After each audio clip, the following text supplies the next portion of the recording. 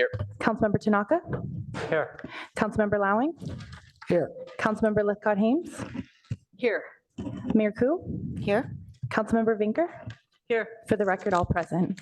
Thank you, Madam Clerk. And with that, I would like to take the opportunity to make this statement today, since we did not have a meeting last week due to the holiday of the Indigenous Peoples' Day. Palo Alto is known around the world as a beacon of innovation.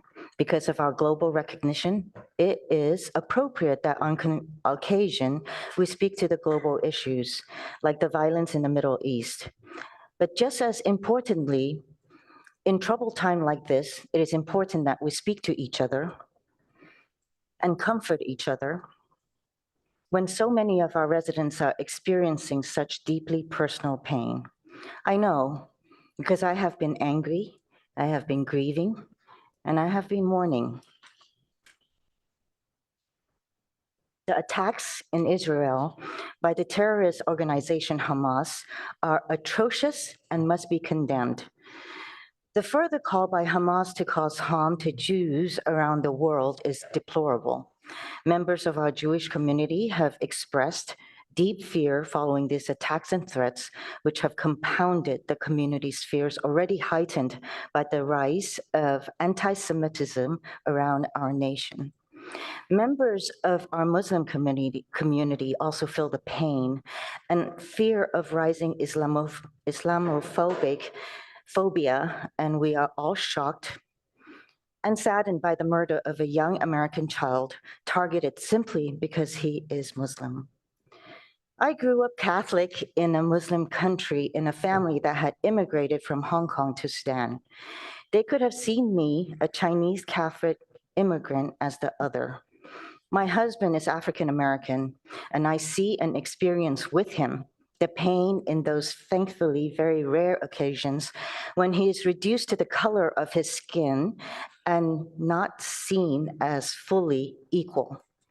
At the same time, I know the deep personal connections we forge with each other when we welcome all and embrace each other as humans, not ethnicities, ideologies, or members of religious groups. I carry with me today the gratitude I felt when my Muslim neighbors embraced me as a young child, and their example inspires me to this day. My husband does experience racism. He also experiences the loving embrace of a community that values him for his humanity and welcomes him without qualification. It is a sad state of affairs in our nation that we need to say it, but the murder of innocent people is never an appropriate response to any question. The slaughter of innocent people must be condemned without qualification, and so too must the clearly anti-Semitic and Islamophobic statements expressed here in America and around the world in the aftermath of these murders. Today in Israel and Gaza, innocent people are dying, and we do not diminish any suffering by grieving for those children as well. Children and innocent civilians in Israel did not deserve to die. Children and innocent civilians in Gaza do not deserve to die. Nothing, absolutely nothing justifies Hamas's murdering of people. Here in Palo Alto, we have forged a community that is multicultural, multi-ethnic, and proudly diverse.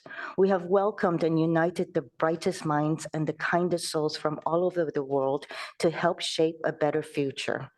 Here, of all places, we must take a moment to care for each other, console each other, and embrace each other, not through the prism of politics, but through the connection of our shared humanity. Many of our residents are not okay. I am not okay.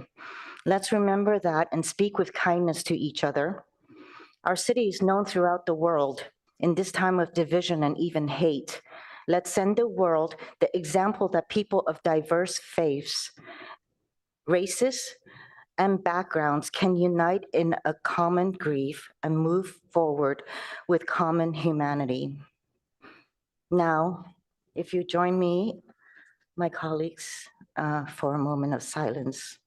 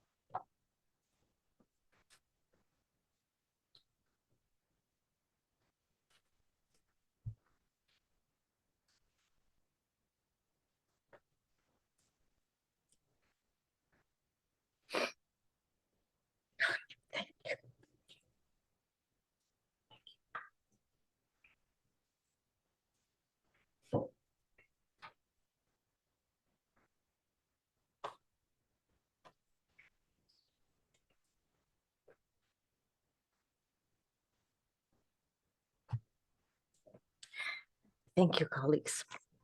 And now we'll move to special orders of the day. Our first item is the Great California Shakeout. Thank you, Mayor. I believe our OES Chief Duker and resident Annette Klenkoff will provide the order of this day. Thank you. Great, thank you, Honorable Mayor and City Council. And I want to acknowledge on behalf of Palo Alto Public Safety the very good message that was just delivered, and hope that the entire world has heard it. We certainly need more peace and less of this. So one of the many things that we do here in the Palo Alto community is try to prepare for all hazards. So we're going to pivot. It's an awkward transition from the very serious matters that we just discussed to acts of nature. And this one is about earthquakes. So we are going to go through a very simple earthquake exercise. Many of you have seen this before. This is part of the national, now international program called Shakeout, which will be exercised in the state of California this Thursday morning. But since we're convened here tonight, I will ask the assembled body here, those of you who feel comfortable in the audience as well and online, to follow Annette Klenkoff, one of our emergency service volunteers and team leaders, through 3 simple steps. And Mr. Shikata has his shirt folded up there. If we could maybe zoom in on that. Or else we'll zoom in on Annette. There we go. Somebody who wants to wear a shirt, Madam Mayor or others, if you were lucky to get a shirt, Madam Mayor's got the drop, cover, and hold on rubric. So thank you for modeling that. So this is basically what to do when you feel the ground shaking from an earthquake. Many people in the old days said, oh, I will run to a doorway, or I will do something else somewhat dramatic. And the reality is, in a major earthquake, you will be thrown to the ground if you don't control your descent. So the drop, cover, and hold method is the best practice. And the way that works, we're all going to do this right now and simulate an earthquake. So again, those of you who feel comfortable doing so, follow Annette's lead as our spokesmodel here. So there is now let me be clear, a simulated earthquake. Everybody, this is simulated. Okay, that's our special effects budget for the year. I just blew it. And when you feel the shaking, you would drop, and that's going to drop to the ground. Better than being thrown to the ground.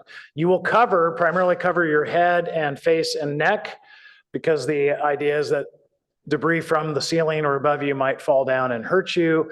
And if you're near a heavy, sturdy piece of furniture, if you're lucky enough to be there, hold on to it. So Annette, for those who can't see her on camera, is holding on to this sturdy bench. You wait till the shaking stops.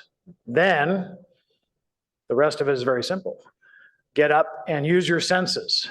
Madam Mayor, what would be one of the risk factors after an earthquake, if I could put you on the spot? What sense might you use? Smell of natural gas, smell of smoke.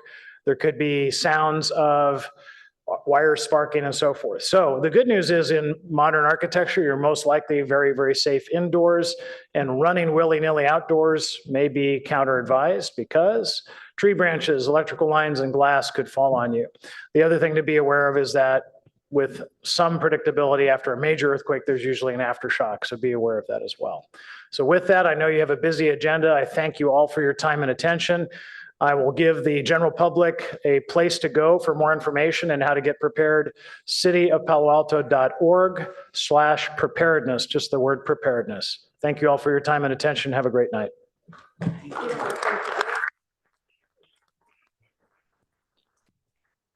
Thank you, Director Duker and Annette Blankoff. Thank you. I also want to add, please sign up for the emergency alerts, alertscc.org, or go onto the city's OES website to sign up for notification.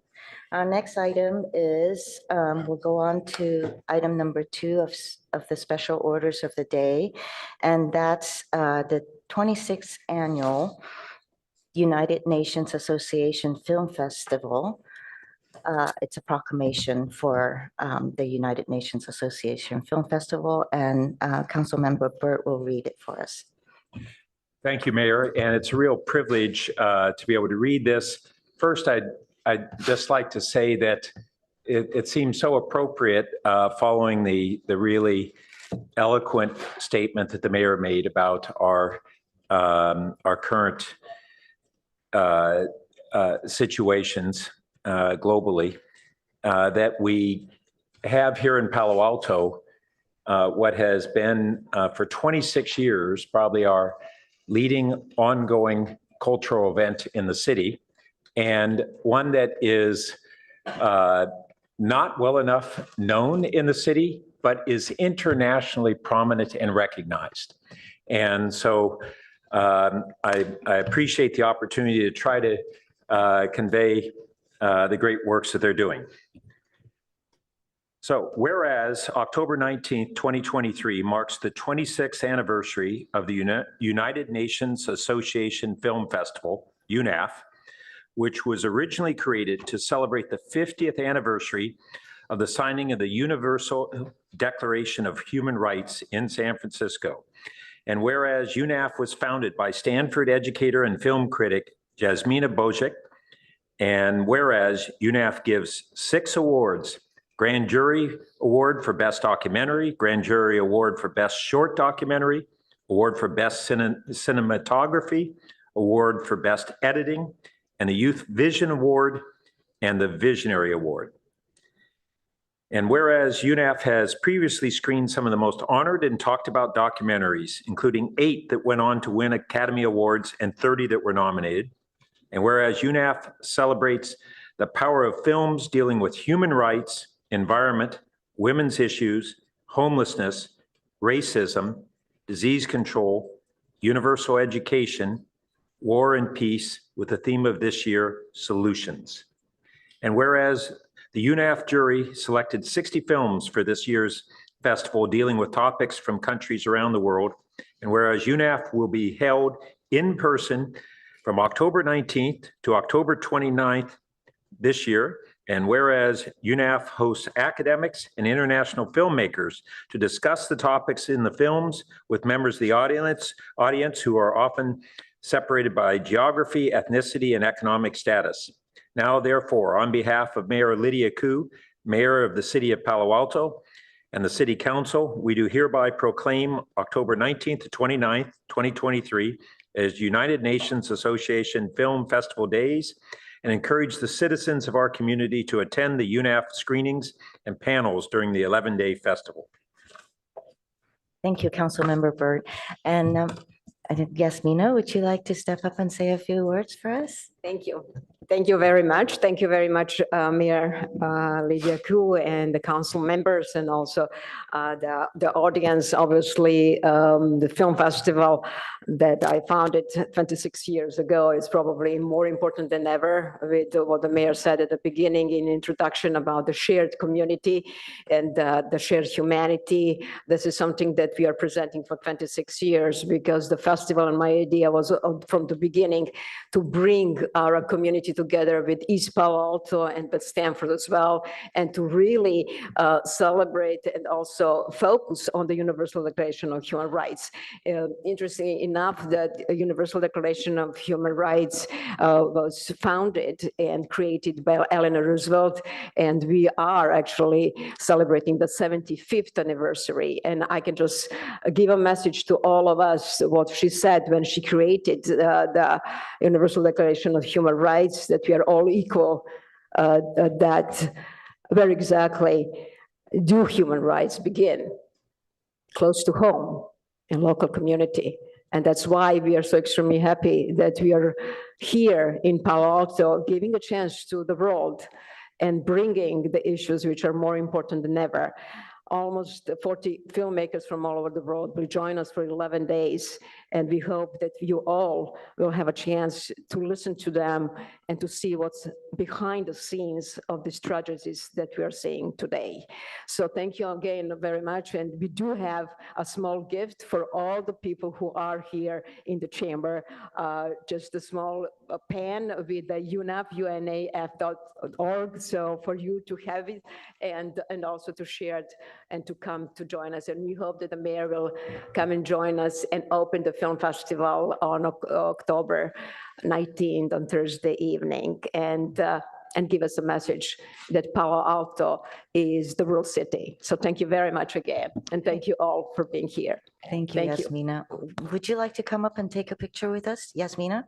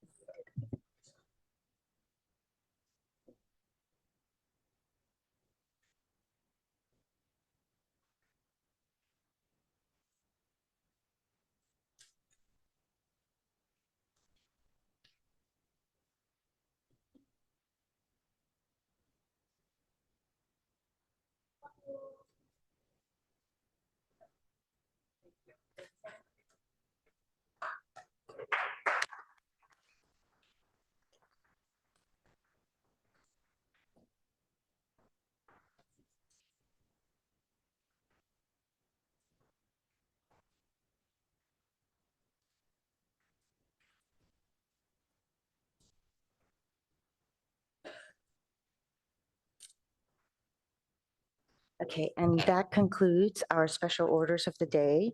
And we move towards agenda changes, additions, and deletions. City Manager? Thank you, Mayor. We have no changes for this evening. I did want to draw to your attention for the council and community members that we did issue a late supplemental report on item number 12, responding to questions related to that consent calendar item. That's the only item for note at this point. Thank you, City Manager. Our next item is for public comments that are not on the agenda. And Madam Clerk, if you call the speakers with the persons that are in the chamber first, and then from members on Zoom after. And please close public comments after the first speaker finishes speaking. Thank you. Our first speaker is Sarah B.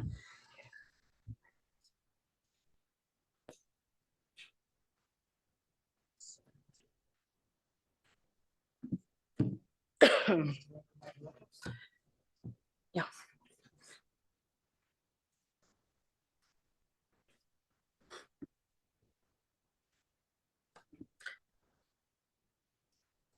Dear Mayor Lydia Ku, esteemed council members, and fellow community members, I wanted to thank you, first of all, for your statement. I stand before you today as a member of the Palo Alto community, a woman, an Israeli immigrant, a Jew, a mother of 2 kids that study in the Palo Alto School District, a citizen of the free world and a democratic country, and above all, a human being. This past week has undoubtedly been one of the most challenging for the Jewish Israeli community across the globe, and especially for us here in Palo Alto. In times like this, our shared humanity is put to test as we grapple with the very values that define us. We are confronted with the need to safeguard the lives of our children, women, and men, not just within our community, but in the broader context of our society. Here in Palo Alto, our community stands united. Today, I have the honor of sharing a letter signed by over 260 families of our community. This letter speaks to the strength and resilience of our people, and it emphasizes our commitment to fostering understanding, compassion, and unity, even in the face of adversity. Before I read a portion of this letter, Mayor Koo, I grew up in Jerusalem, a city of coexistence, where Jews, Arabs, Christians, Druze, Hindus, all nations live together side by side. And this is important for me to convey that. I'd like to read a portion of the letter, as I said. As residents of Palo Alto, we had always felt proud of the city's diversity, inclusivity, and commitment to the values of peace and justice. However, these values now seem to be in jeopardy as we witness the atrocities committed by Hamas terrorists in Israel. And not only in Israel, they're calling for atrocities all over the globe, and Palo Alto is not different. Given the magnitude of these events, the lack of an official... Your time is up. Thank you for your comments. Our next speaker is Jack P. Thank you.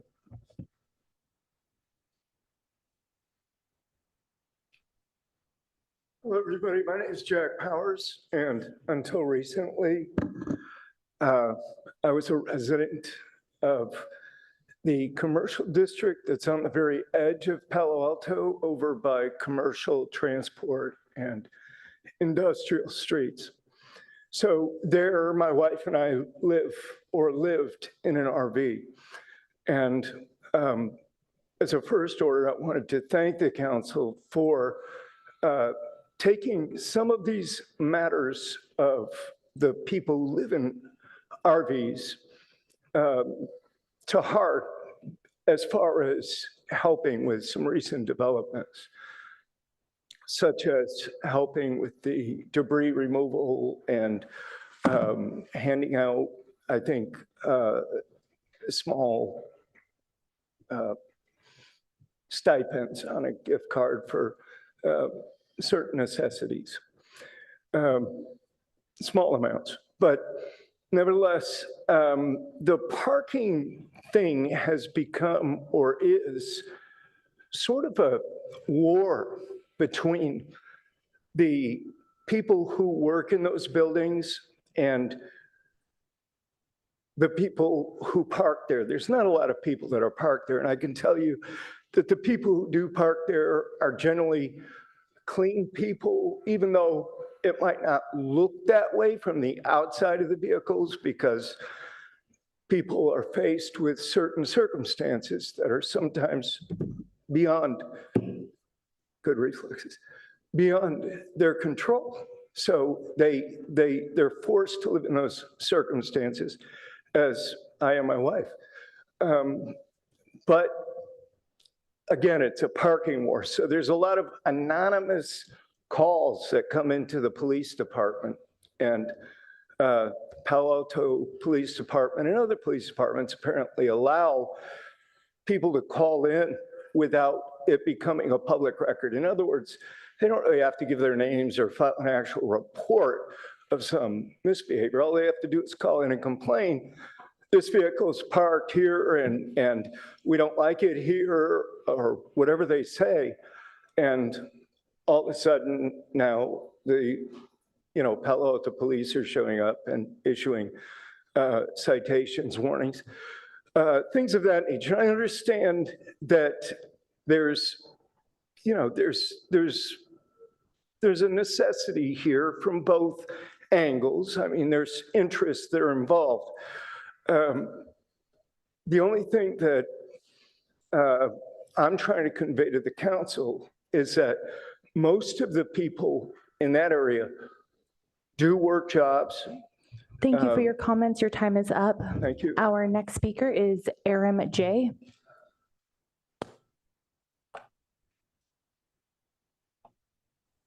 So I'll just read because tonight's the film festival, March 24th, 1962.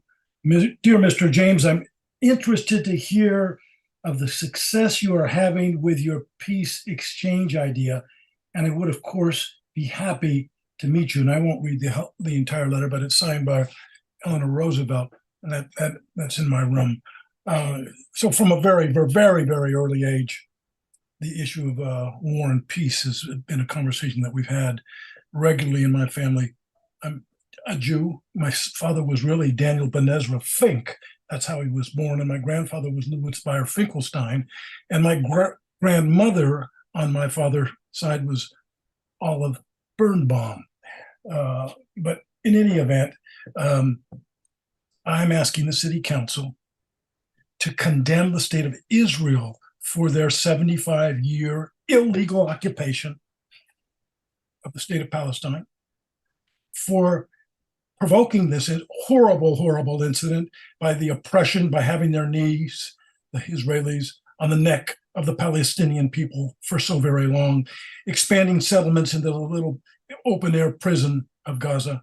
I was fortunate enough today to spend a very good amount of time with my son Louis and I, and with my friend Jack Angeloni and his brother Salam Angeloni. And I asked Salam, he spent 5 years with the UN in Gaza. He said, my title during my tenure in Gaza was Chief of the Economic and Social Monitoring Unit, Office of the United Nations, Special Coordinator in the occupied territories. He lived under the bomb there. Many, many of his friends, families have lost many, many family members, innocent members, to the relentless bombing of the terrorist state of Israel. So again, I'm going to ask you as a city council to outright condemn the unlawful, illegal occupation, the colonization of the Palestinian people by Israel for 75 years. Don't put the blame on the victims. Put the blame directly where it should be. I understand our president is going to Israel Wednesday to kiss the rear side of Benjamin Netanyahu, a fascist of the first order. It's also made it very difficult for any kind of democracy in the Middle East to flourish. Julie Lithcott-Haynes, you're a hero to me. I think you've put your reelection at risk. I don't think it's going to be easy to be reelected. The Zionists in this community that no doubt have been pushing back on your article, Israel, Palestine, and me. I will be there. Oh, okay, so somebody's going to interrupt my talk. That's fine. Let them interrupt. You can try to interrupt my talk. That's typical of Zionists. Your time is up. Just like you. Cut him off, please. Our next speaker is Nick G.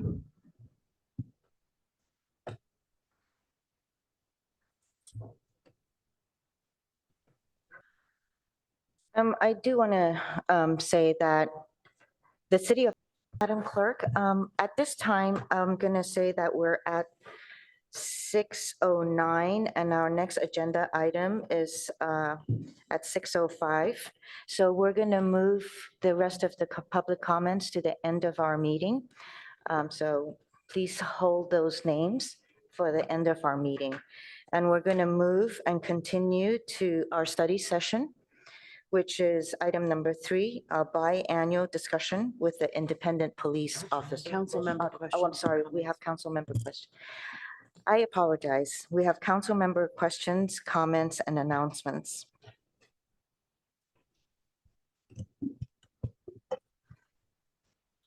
Councilmember Lithcott Haynes. Thank you, Madam Mayor. I wish to speak briefly in response to what has just happened, simply to acknowledge that everybody in this room deserves better than what we just went through. And for staff, for whom this is the workplace, for council members, for whom this is a workplace, for the public, for whom this is our public meeting place, I want to express compassion for all who have been attacked by the reprehensible things we just heard. I stand with you. We should all stand together against this type of hate, which has absolutely no place in our magnificent city. All right, thank you. Enough. Thank you. Councilmember Burt. Oh, I'm sorry, Councilmember Burt. Thank you. I'd like to support the comments that my colleague just made and just denounce the hatefulness and ignorance of the speakers who just spoke before us so despicably. And this has been going on throughout the Bay Area. City councils have been Zoom bombed by a group of white supremacists. And unfortunately, the legal restrictions do not allow us to prevent them from speech that is not truly disruptive of the meeting. And so we all must sit through it, and I won't say tolerate it. So I would, concluding that comment, I'd like to provide some other substantive updates. So first, I think most of us read in the news that the emergency repair of the rail bridge at San Francisco Creek is not going to be able to go forward before the rainy season. The Caltrain had in the spring authorized an emergency action. They submitted for permits from the 3 agencies that they needed to get them from. And unfortunately, in just last month, the 3rd agency, the Corps of Engineers, notified the Caltrain staff that the state historic body would need to also approve the plan. So as a result, I'm sorry, I actually am having difficulty staying focused because of these prior comments, but I will prevail. That the Caltrain, as a result, has an emergency plan to be able, staged and be ready to put in all likelihood, drop sacks of large rocks, probably not single boulders, that would reinforce the north bank that has got deterioration last winter if the emergency warrants it. And apparently that can even be done during a high water event. I have checked with the chair of the Creek Joint Power Authority and confirmed that that location is not, does not present a flood risk or contribute to a flood risk. Its carrying capacity of water far exceeds what we have down at Chaucer and other locations along the creek. And then I do want to note that some good news from Caltrain is that the electrification plan is on schedule, and It's scheduled to be in full operation by next September. There's been no slippage on the schedule over the last year, not even by a month. And that actually over the course of 2024, we will be seeing electric trains come online one after another. And those trains are modern and fast and comfortable and kind of business class ride without having to pay extra. And then lastly, connected with that electrification will be the new service schedule. And this is something that had been anxiously awaited, given that ridership is down significantly because of really hybrid work. It's gaining ground, but all fixed rail systems in the Bay Area are having real challenges returning to anywhere near former ridership levels.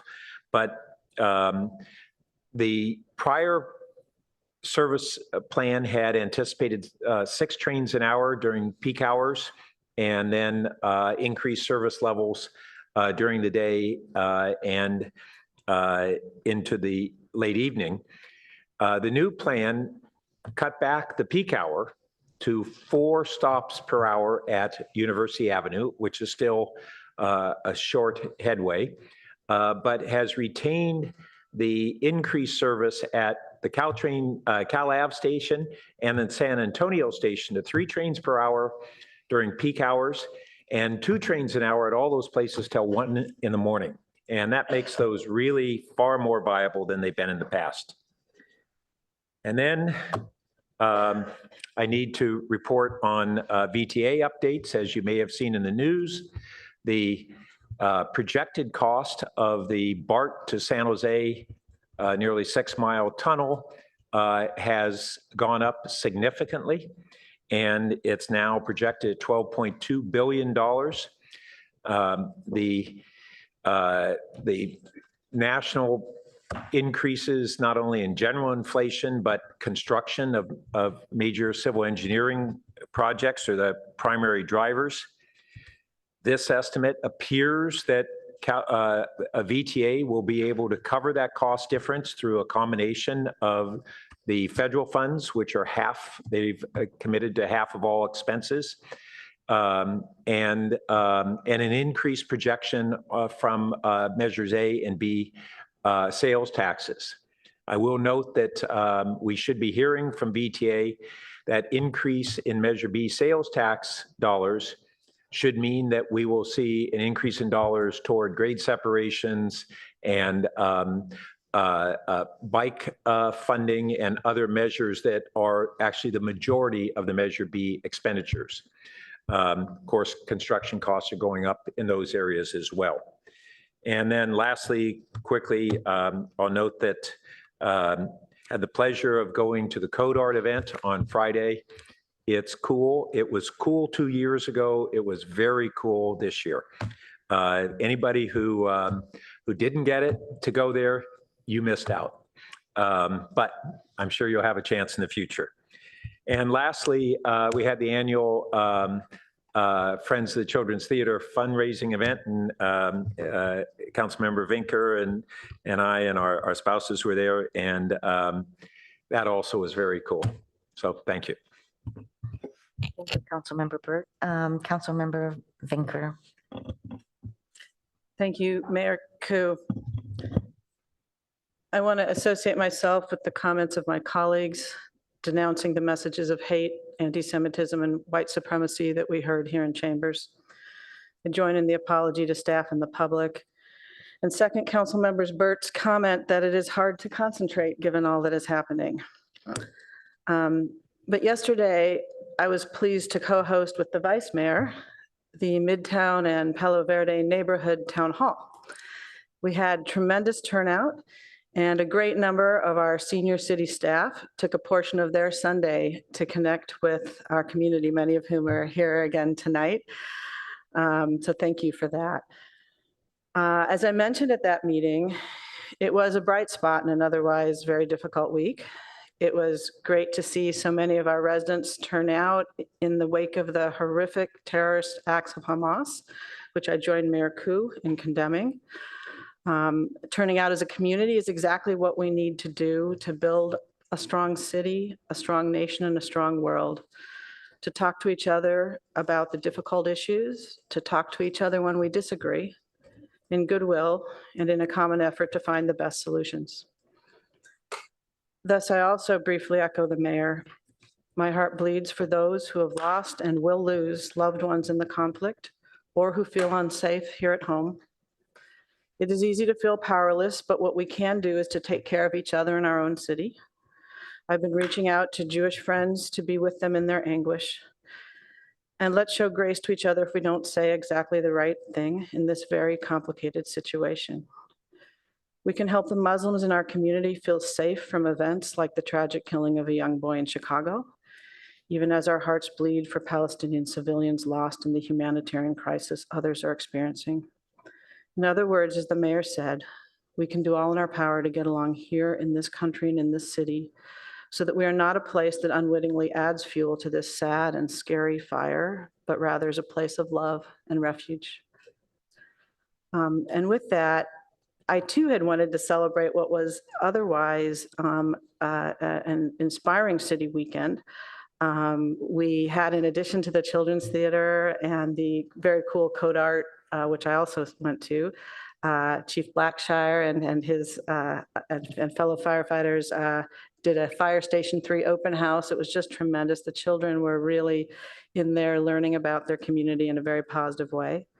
And then in our community, we had quite a number of people who organized and sponsored electric home tours, which is tremendously supportive of our SCAP efforts. So there's some positives in this very difficult time. Thank you. Thank you, Councilmember Vinker. I just wanted to share that on October 6th, the League of California Cities Division event, it showcased a panel discussion with Assemblymember Gail Pellerin. She's from Assembly District 24, County Supervisor Joe Samidian, District 5, and also the NorCal Deputy Director from the Governor's Office about a health bond on the primary elections for March 2024's ballot. The gathering was quite powerful. It helped to shed light on the complex and profoundly personal field of mental and behavioral health. And that's something that we need to have a lot more focus on. So I was glad to hear about that. And with that, I don't see any more lights for council member questions, comments, and announcements. So we conclude that and move to study session. Item number 3, biannual discussion with the Independent Police Office Auditor. Thank you, Mayor. Let me invite our Independent Police Auditor, Mr. Mike Giannacco and Steve Connolly, to join me at the table for their semi-annual report. Hello, nice to see you again.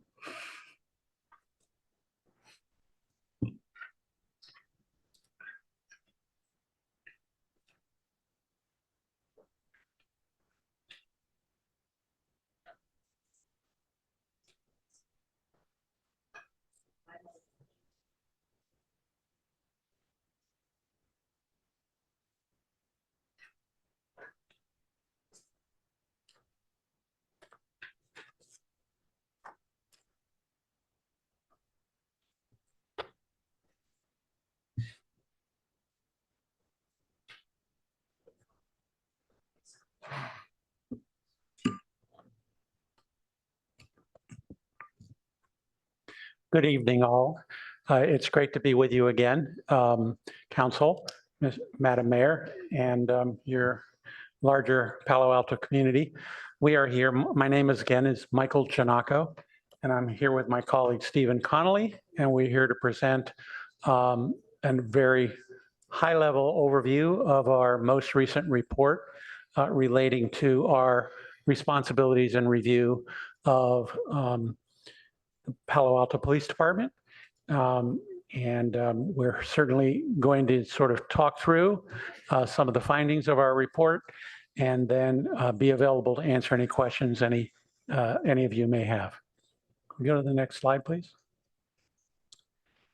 Just as a reminder, we are the independent police auditor for the city of Palo Alto and have been doing this work for quite a while now. One of our responsibilities, or really our key responsibility, is to report out in the interest of transparency what we learn when we do our review of critical reviews as set out in our scope of work. And those involve allegations that result in internal affairs investigations, allegations of misconduct against members of the police department. We also look at selected force incidents. And finally, as a result of a new assignment by you all over the past couple of years, we have started to look at incidents in which firearms were pulled and then pointed at individuals as part of an apprehension. And we then take that information, pull it together, and then report out what we think of how well the department responded to the allegations, how healthy and objective and thorough the investigations were with regard to these critical incidents, and then offer any recommendations we might have for improving the process. We were just with you in June of 2023, but as a result of circumstances, we were a bit behind with regard to our reporting. And so we're back here in October, and now we are current with regard to the activity. In fact, our activity period ran through June of this year, so we are within a couple months of current. Go to the next slide, please. The body of work that we reviewed over this past period involved only one external complaint. By that, we mean a complaint about allegations of misconduct involving a PAPD employee. We looked at 2 force incidents that qualified under the rubric that is included in our scope of work, which is significant uses of force that might result in injury or hospitalization. And as I indicated earlier, there were 5 standalone pointed firearm incidents that we reviewed as part of our work during this cycle. We offered 5 independent police auditor recommendations based on our review of that work. Go to the next slide, please. Summarizing at a very high level our findings, the lone public complaint that we received was unfounded. We agreed with the result and the determination by the police department. There were not many, which is good news in our view, force deployments during this review cycle that tripped the wire for us to take a review. And there was one incident in which there was a complicated incident involving first a vehicle pursuit, then a foot pursuit, and then a use of force. And in that case, we felt that not that the officer involved's conduct was out of line in any regard. We did not come to that conclusion, but that the review of that complicated incident was somewhat lacking with regard to the level of detail. By that, I mean the details based on our independent review were not included in the preliminary paperwork that was submitted to us from the police department. And that did not mean that there was any falsity going on or anything like that. When all is said, we concurred with the result reached, which was the actions of the involved officer were within policy and appropriate. However, there were some details missing from that review by the supervisor that we think should have been included as part of that review, so that that report and review accurately depicted what was seen on the body-worn camera, what was seen with regard to the other information that was there, but the supervisor didn't include it in his review of the incident. Go to the next slide, please. To be more specific, it was the process that we were concerned about, not so much the conduct of the officer. It involved an incident in which an individual was suspected of being involved in the theft of a local retail establishment. It was appropriate in our view for the officer to certainly approach the individual. We thought that it was also appropriate that the officer drew his weapon initially in response to the potential threat that he was dealing with at the time. The vehicle pursuit ensued. Again, didn't have any real substantive issues with the pursuit itself. And that it finally ended with a foot pursuit resulting in taking down the individual and arresting her. Again, not an issue with that, but there were certain details that were missing from the report, as I indicated, that the supervisor put together. For example, as we looked at the body-worn camera footage and compared it to the supervisor's review indicated that during the vehicle pursuit, there was a controlled intersection, that is a stop sign, that during the vehicle pursuit, in order to remain in contact with the individual, the officer ran the stop sign. And also the supervisor report indicated that the officer passed a truck in an area in which passing a truck was not allowed ordinarily by an ordinary motorist. But then when we looked at the body-worn camera footage, there was more going on that was not included by the supervisor. In essence, there were a number of stop signs that the officer ran through in order to remain in contact with the individual being pursued. That was not included in the supervisor's review, and in our view should have been included. That's just one example of some details that we thought were important to include in the report. Not that ultimately the result would be different, but we're looking for accuracy here and a level of detail that we didn't see in this report. The reason that this report stood out from the other reports is that level of accuracy and detail that we saw in the other reviews were there. This one just stood out to us as not being as fulsome as some of the other reports that we've seen. So that led us to recommend essentially that supervisors really need to look at the body-worn camera fully, carefully, and then report out exactly what's seen on the body-worn camera in their review memoranda.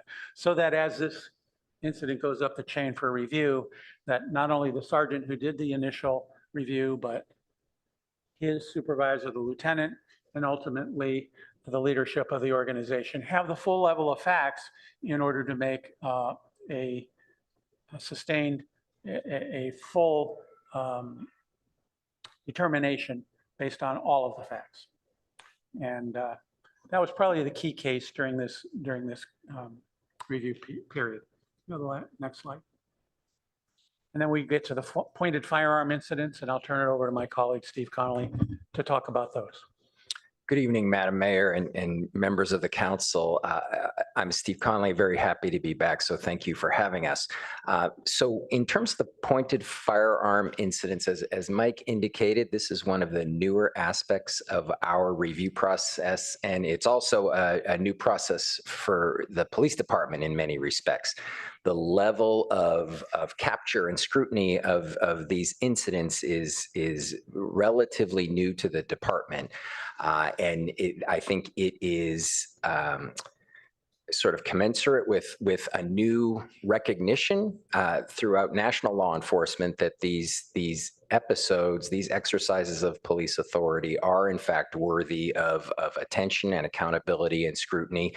And your council kind of pushed for this a couple of years ago, and then the department has been working through its processes to capture those things internally and to review them in a meaningful way. And we have been picking up on that and also providing outside review as part of our responsibilities. So a couple pieces of this that I just want to focus on. First of all, one of them is that, as I said, this is an evolving process. And one of the things that we talk about in our report is the way that the department is refining through kind of the living laboratory of things that are slipping through the cracks and then getting identified later on, The department is working through its issues in terms of trying to figure out the most efficient ways to make sure that all of these events are recorded. That said, and there were a couple of ones that the department brought to our attention that had kind of dropped out from the previous review period, and they wanted us to be informed of that. So the bad news is that they weren't captured initially, but the good news was that the department had kind of backed up and recognized that there was an issue and went ahead and forwarded those to us for belated review in this most recent session. The other thing that we would tell you is that in terms of the individual instances, there were, again, few of them, which is, I think, a reflection of officer restraint to a certain extent. They're just not doing it in a cavalier or regular frequent sort of way. There's a recognition that it is a serious thing that should be limited to situations of necessity. And in each of the incidents that we looked at, we agreed with the department and their conclusion that the officer's use of that particular tactic was justified and warranted under the circumstances. That said, again, the process is evolving, and part of what we see as our role is trying to work with the department and work on ways to be improving of these internal review mechanisms to make them as effective as they possibly can. We saw a few instances in which, again, the ultimate, like Mike was saying about the pursuit case, the ultimate conclusion was fine, but in terms of our own review, and we have an opportunity to look at all the body-worn camera video, we have an opportunity to look at all of the reports and the memos that go along with each one of these incidents. We identified things that we thought the department management could have assessed and addressed in a more robust fashion, and not just get to the bottom line of was this okay or not, but hey, I noticed something peripheral here that is deserving of attention and that we're going to take the time to follow up. So that was the basis for one of our key recommendations in this report. And we're pleased to say that the department, as you can see from things that the department has submitted, the department has been responsive to those recommendations, that one in particular, and the others in this report, and that has been our experience in our years of doing this, which is gratifying. And we will continue to keep our eye on this process as it hopefully continues to improve.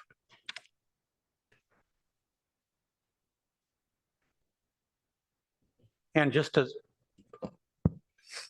a wrap up, before we go to any questions you all may have or comments, I just wanted to, again, emphasize a couple things. One is that the level of cooperation that we've had with the leadership of the department in providing us the materials, in answering questions that may not be evident from the documents themselves, and in the back and forth discussion we have as we prepare our report, as well as our interaction with the association, which is another piece of our review process where we hear from them about what we're seeing and what we're writing before we submit this to the city. Again, the level of cooperation is great. The other thing that I also wanted to emphasize is that you, again, are pretty much alone with regard to having an independent police auditor in this county, except for the city of San Jose and now the county of Santa Clara. Palo Alto is the only independent city besides the city of San Jose that has had an independent police auditor over all these years. Therefore, your public gets to see a peek behind the curtain of things that are ordinarily private, confidential, and not disclosed to your public. And we're grateful for you allowing us to provide that window into a world and providing that level of transparency that most other independent, well, all other independent cities except for San Jose do not do in the county. The last thing I would say is that when we are talking about recommendations and room for improvement here, we're always looking for ways in which we think the department can improve, whether it's on an individual case or whether it's on a more systemic basis. But if we look back at the time that we've been doing this work, and it's been a number of years now that we've been doing this work, we're not talking anymore about independent police auditor 101. We're talking about tweaks to the review process that are more at a graduate level, if you want to use that, if I want to use that as an analogy or a metaphor. These are the low-hanging fruit that we saw 10, 12 years ago no longer exist.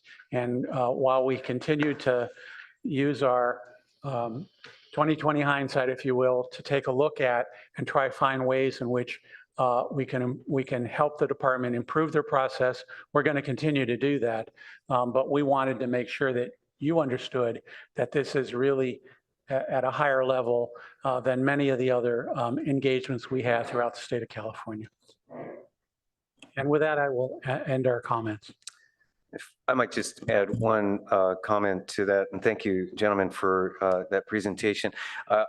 Thought I'd share just a bit of context since I suspect the police chief won't do the same. As both gentlemen have just described, this really reflects a very high level of both service and expectations that's been established by the city and by the department. And so in terms of context, it was noted in a follow-up memo from our police chief, but during this same time period, there were 20,000 calls for service and leading to over 700 arrests. So the fact that during, again, the same time period, we have basically a handful of incidents that were subject to review and with recommendations that you have just heard really do reflect the level of service provided by our police department. And again, not to in any way minimize the significance of those issues and the importance of this continued review, I do think it's important to acknowledge that context and that standard of care that's provided both by the city and by our police department. Thank you. Back to you, Madam Mayor. Thank you, City Manager, and thank you, Mr. Janako and Mr. Connolly, for your report. I just want to say that this report was also an informational report from September 18th of this year. So if you want to read the full thing, it's there. I wanted to ask if Chief Bender has any comments to make. Good evening, Mayor and Council. I'll just say that I echo the sentiments of Mike and Steve and appreciate their professionalism and just the relationship that we have. Certainly their job is to audit and to make us better, but they do it in a way that's helpful and respectful, and I think really does make us a better organization. Thank you. Thank you, Chief. And then we'll bring it back to Council. Vice Mayor Stone. Thank you, Madam Mayor, and thank you to our IPA team for all the work that you continue to do and for putting, especially that last part, just kind of putting into context what this report means and what it says about our police department.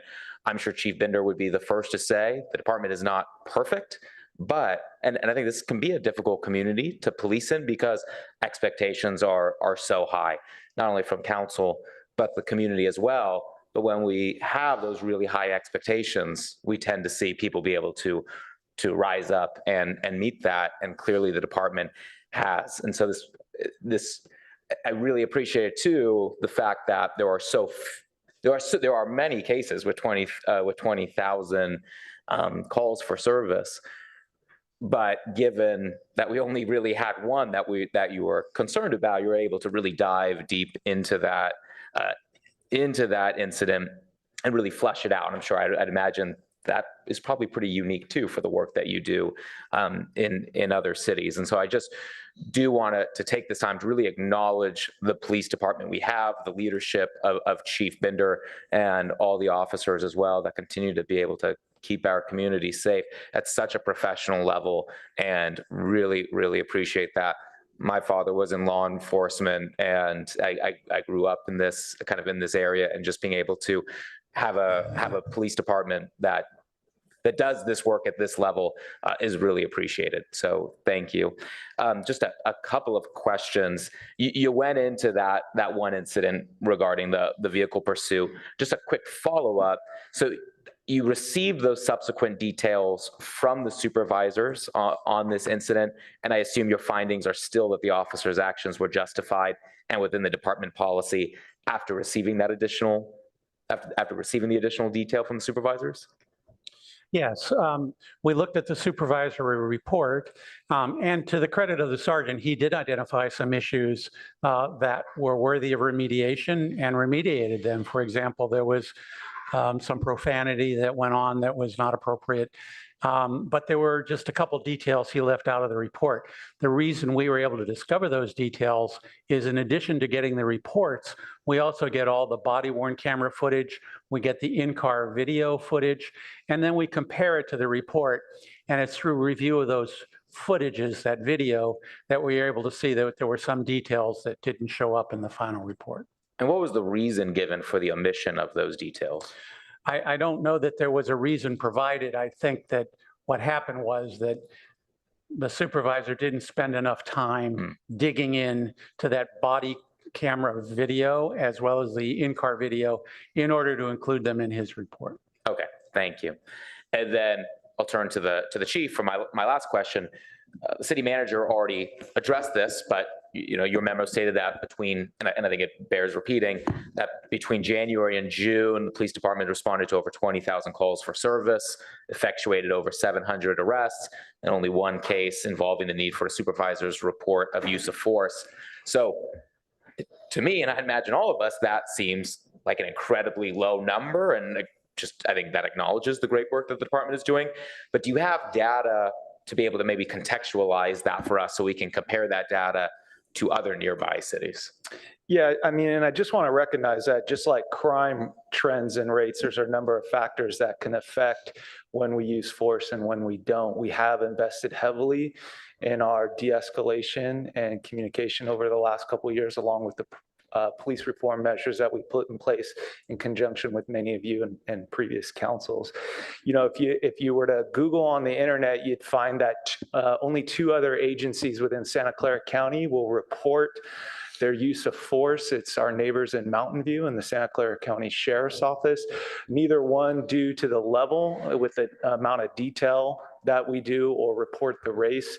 But just for comparison, in 2022, Mountain View had 9 uses of force. We had 5.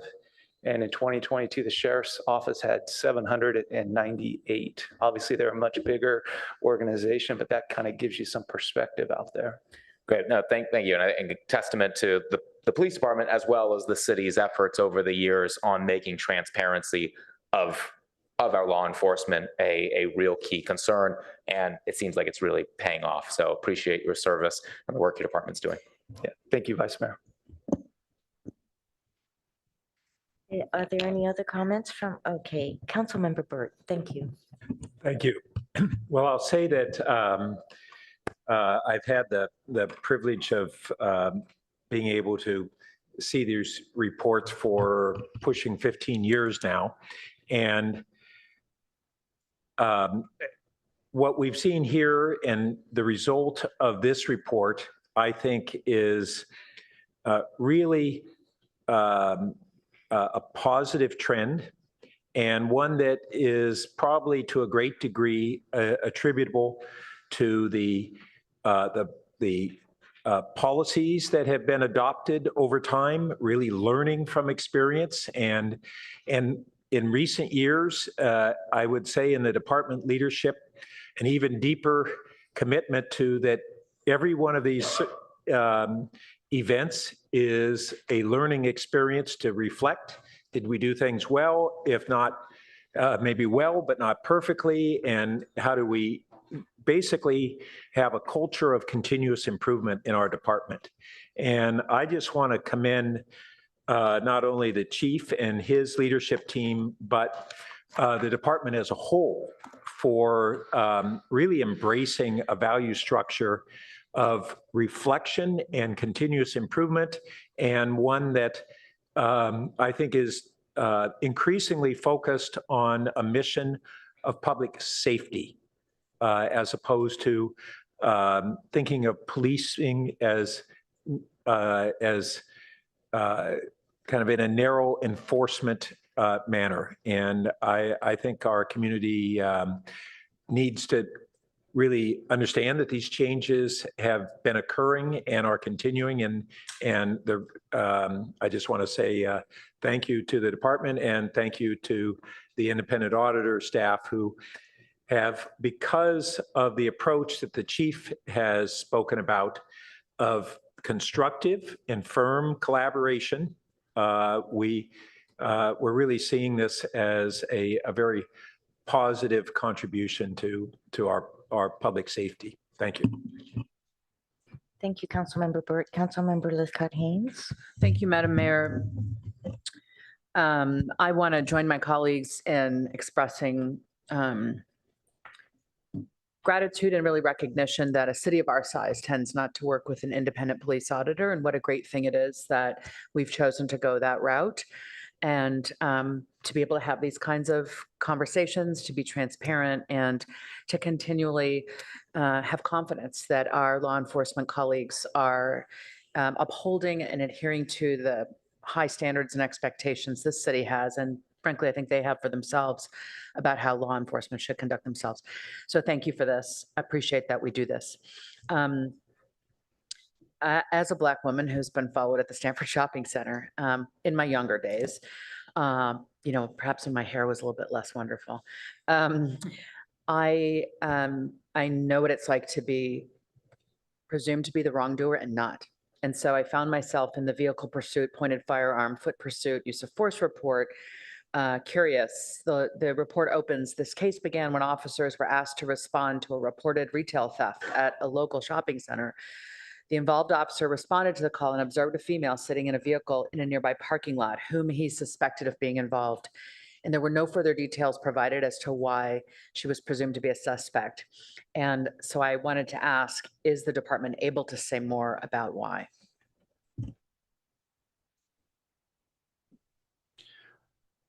Yes, that wasn't a focal point of the review of the force incident in the pursuit, but obviously it is important to have an understanding of why it is that she was perceived to be a potential suspect.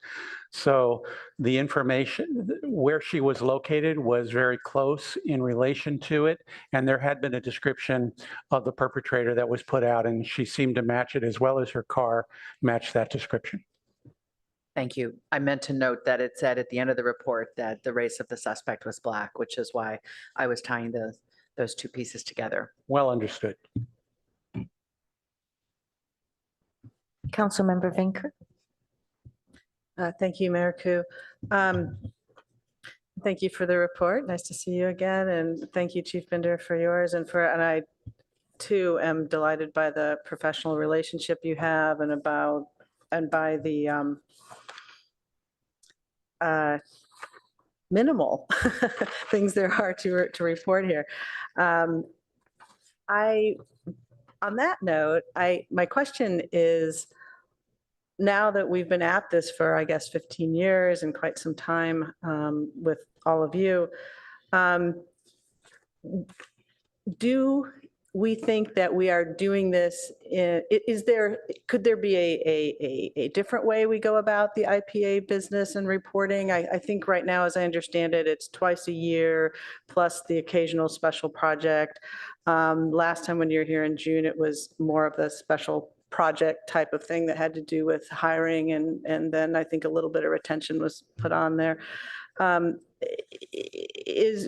the progress we've made and that we still want transparency, and so we're proud of this IPA relationship, would it make sense to be looking at an annual report plus a special report? I don't know. I'm just want to ask you about, what do you think? I would actually like to ask the IPA and then also the chief, with the mayor's permission. Sure. As a result of thank you for the question, Councilmember Vinkner. And by the way, if we get a period of time when there are no uses of force, we're not going to be disappointed. But that being said, I think that there are things that do not come ordinarily within our scope of work, but because council did increase the scope of our work, we can do what we call systemic audits that don't involve uses of force, don't involve complaints from the public, because our work, if it's limited to that, is dependent on the public making complaints, right? And so there are other things that we can do through our auditing component. And we had a discussion earlier today with leadership of city manager's office as well as the police department, coming up with potential audits. The audits, for example, the audit that we did at our, and presented at our last meeting involving the hiring and recruitment. There are other aspects that we could be looking at. For example, the way in which the department responds to folks in mental health crisis. We could look at the way in which the department decides who gets promoted to sergeant, lieutenant, et cetera. We could look at, for a while, there were school resource officers. That's no longer in existence, and whether that should be brought back. And if so, what that role should be. Officer wellness. We could look at the wellness program that the department has. Those are not within our ordinary wheelhouse, but in other agencies, and we do have experience reporting out these kinds of things through the auditing process. So that may be something to consider. I know that this is a study session and that therefore direction can't be provided, but if you all have a suggestion on things like that you want us to look at, we'd be all ears and working with city leadership in order to come up with an auditing plan. Thank you. I don't know, Chief Bender, if you have any comments on that. Just to say that I think it really, about how many times you would like Mike and Steve to come before you. I think that's really a policy decision on your part, whether it's once a year or twice a year, we will continue to work with them. I think it really depends on the quantity of what you want to talk about and the amount of incidents, that we come before you. And we're happy to work with them on any special projects you designate as well. Thank you. I, for one, was intrigued by the mental health aspects in terms of responding to situations involving mental health issues, but also the mental health of the officers. I think both sides of that coin are very interesting. Thank you. Thank you, Councilmember Finker. Councilmember Lowing. Yes, thank you. I just wanted to add one, I hope, significant comment to what my colleagues have already said, because the track record that you're showing us is pretty doggone good. I think that we want to take notice of the fact that prior councils took this very seriously 2 or 3, 4 years ago when Mr. Floyd was killed, and they said we need to try to do better on police reform. And they worked on it with some very active citizens, to try to get this right. And I think they deserve high credit for doing that work. And, they're not all here, but thank 3 of them here that are still here. But the question at the time was, is this going to work, or is this all on paper? Did we just come up with some policies that are sort of look good and all hope? And thanks to the openness of the chief and the kind of playbook that he was handed at the time that he rose to chief, together, that's worked. So that's really significant, and I'm happy to see that. And of course, I'm going to say, don't stop now. As one of my colleagues said here, let's see what even more we can do to make sure that we're preventing any disasters from happening, from bad behavior to, injury or worse. So thanks to the chief and to the prior councils.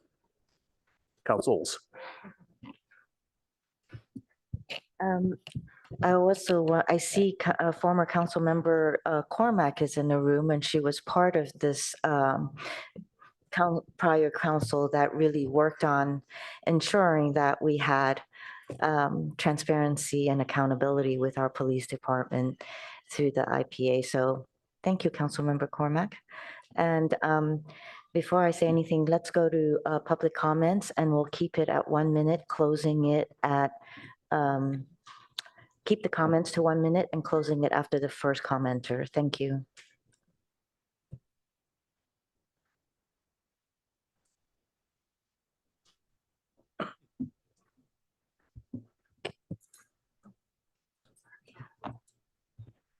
Our first speaker is Aram J.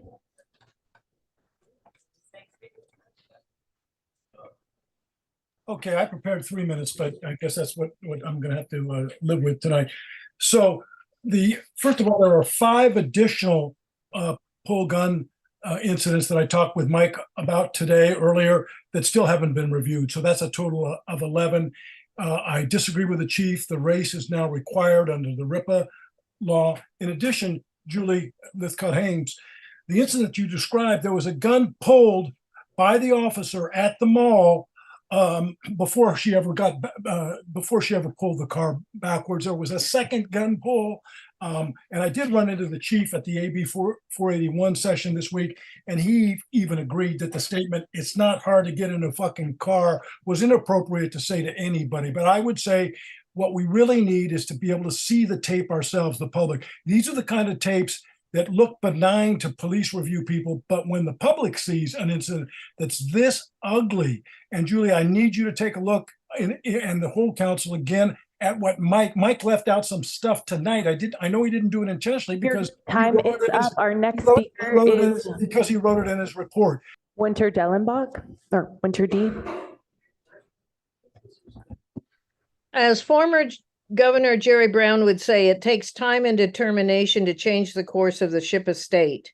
The same is true of policing as the PAPD changes course for better seas with the aid of the IPA and oversight by council. Please keep having 2 times a year meetings. Things seem very calm now, and I have confidence, great confidence in our police chief and the IPA, and we are making progress, but we're not that far away from the very dark days of 2018, where excessive use of force, officers not reporting the use of force, basically covering up, having to pay out very, very large settlements of our people here in Palo Alto being beaten up. We need to stay the course on this. And I had a lot more to say, but 1 minute is not fair.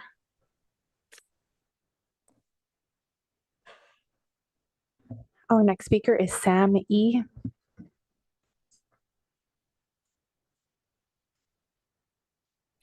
Hi there, just really quick, so I'm not off topic. Is this specifically to study session item 3, or is this open public? This is specific to item 3. My apologies, I will sit out. Sorry to waste the time. I'll be back in a little bit. Thank you. Thank you. And that concludes public comment on study session item 3. Thank you, Madam Clerk. And with that, I just want to align my comments with all the council members who have spoken. Thank you for all that you have done and being in partnership with the city, being our independent auditor. And thank you, Chief Binder, for the work that you have been doing in ensuring that a police force, is at the end of the day being transparent and also building communities' trust and confidence. Just one question is, with the supervisor who had been writing all of the reports, do you think that we might need more time or maybe extra help in doing some of these functions and performing some of these functions to provide more thoroughness? No, I think it just comes down to doing a better job next time, to be honest with you. Okay, thank you. I was just wondering if that might be time consuming and so forth. At the same time, I think that with all the recommendations you give and also providing clarity is also teaching moments for our officers, especially some of the ones that are newer to the police force. So I want to impart that it would be a great chance for teaching the lessons. So thank you for all your work. I don't see any other. Oh, yes, Chief Bender, please go ahead. I just want to echo the Vice Mayor's statement that, we are an organization that's not always going to get it right. And we do make mistakes out there. And, what I look at is the officer's intention, their commitment to service, and their ability to respond to the critique from Mike and Steve and this management team. And we're committed to doing that, to be in a better organization, and even when we don't get it right. And the second thing I want to share is, it's great to be here and to get all these accolades and praise, but the reality is it belongs to my management team and the men and women of the police department who are out there in the black and whites, wearing the uniform, answering those 20,000 calls for service, and are doing the real tough work. When the critical incidents comes, when we have our people that are in acute mental health under the influence. They're not having their best day, and our officers are out there and they're diffusing that, they're de-escalating that, they're using their communication skills. Those are the people. I'd be negligent if I didn't come here and say that they are the ones that deserve the credit. So I'm happy to be here and accept it on their behalf, but I just want to make sure that the recognition goes to the right people in the building, and that's my managers and my officers. Thank you. And please, Chief Bender, convey our gratitude to your officers and to all the management. I do want to say, in reading the report, it's really kudos to the officer who actually, when it came time to interview the witnesses, and because he was part of the incident, actually referred it to have another officer do the interview. So I see, a lot of integrity there. And so thank you to all involved. And I don't see any lights. And would you like to say something, Mr. Janako? Just thank you and appreciate the opportunity to be with you all again this evening. Thank you. And that concludes item number 3, the study session. And with that, we'll move to the consent calendar.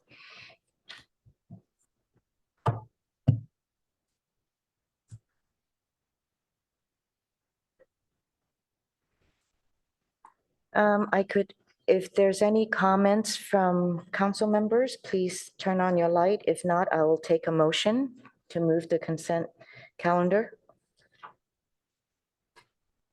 So moved. Vice Mayor Stone moves and Councilmember Burt seconds the consent calendar. And I see a light from Councilmember Tanaka. No on 5. Councilmember Tanaka, no on 5.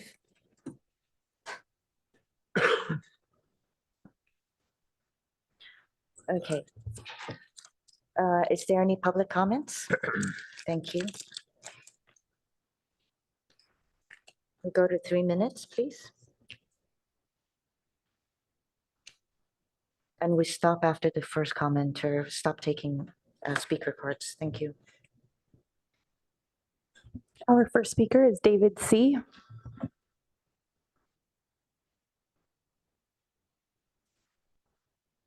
I want to thank the council for recognizing the value of Ada's Cafe. Can you move your mic a little closer? All Move the the mic value that it brings to the community.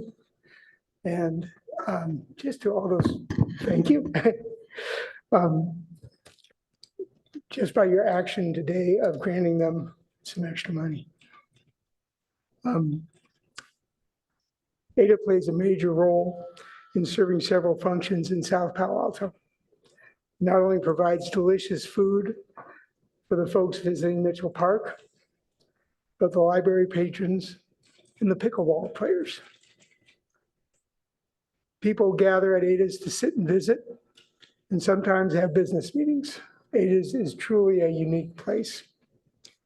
Ada's has played a meaningful role in the development of my son, Todd, who has worked for Kathleen at Ada's for almost 9 years since it started. The benefits that Ada's has brought to Todd and the benefits that Todd has brought to thousands of customers that he has served, and even to those people who just walk by the cafe in the morning and he says hi to. These things are priceless or worth at least $45,000. I know that funding decisions are not easy, but I want you to know that we and so many other people in Palo Alto appreciate your action to make sure that Ada's is recognized for the wonderful work that it does. So thank you. My son Todd has some thoughts as well. Hi, my name is Todd Surf, and I live in Palo Alto at 731 Montrose. I'm here to say thank you to the City Council for supporting Ada's with funding. I wanted to come tonight to say a few words because I also work in Palo Alto at Ada's Cafe. Working at Ada's changed my life and has had a big impact on me in the way I feel about myself and the way I feel about people. I am known as Ada's Chief Happiness Officer, and I like that part of my job because I do help create a community of happiness at Metro Park, and we all need that. It creates community, and my role as cashier, server, barista, dishwasher, and assistant manager helps Ada's to have an impact on the lives of everyone who comes through our door at the cafe. Thank you so much for giving me a chance to speak, and thank you for the great work you do caring for our city. Have a good night. Our next speaker is Tony H.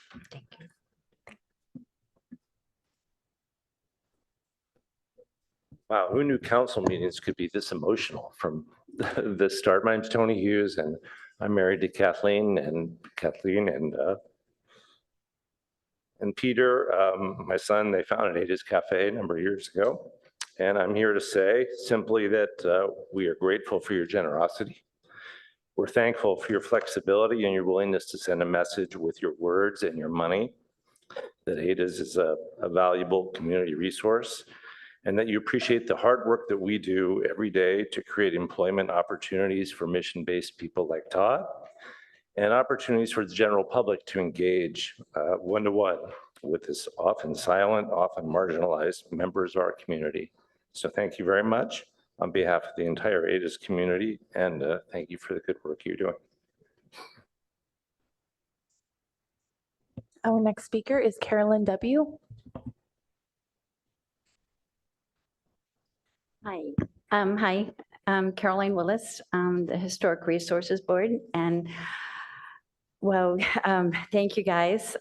It's been an emotional night, and we really do appreciate all the work you do taking care of us, even if we hardly ever act like it. But I am here tonight to add another perspective to the staff report on the cannery. I feel like the original cannery building with its monitor roofs is still standing. It might have neighbors abutting it, and it might be wrapped up in a common skin with its neighbors, but the building is still there. The staff's position, the building's not eligible for our inventory because it's not currently a standalone building. I want to point out that it was a standalone building, which is still capable of standing alone. I think it's important to add the original building to our inventory to let those designing contingent spaces, the park and the housing, know that we really value this building. And we want to keep those stories in our minds, and the inventory is a really good place to record those stories. Even if the building itself goes away, we still have a record that's very accessible there. Although it doesn't appear to be an individual building, I believe much like a commercial building downtown, joined to its neighbors, it still is there in its own entirety. A look at the aerial photograph, you can see the many individual buildings that made up the cannery. They're very distinctive in their roof definitions. So I think there's a strong point to be made that we could put this on our inventory, just the original cannery building, and keep that message. Fortunately, the townhouse site does stop short of the original cannery building, where the third side will be exposed. I know there is a thought that we should wait till the cannery building is, the demolition is complete, and then make an assessment of the building. But I really think there's a strong message to be sent by putting it on our inventory now. And we can say our park planners will be, consulting with the city, and they will understand the value we place on this, as with anybody who's designing additional housing on the site. But I think it's kind of important to step up and make the statement. And a designation would also allow for the possible use of the historic building code and grants for preservation of the structure. So I'm hopeful that the building will be coming back to council in the near future instead of several years down the road for inclusion on our inventory, and hopefully with the owner's support. I think there's a lot to be gained for all of us. Thank you. Our next speaker is Herb B.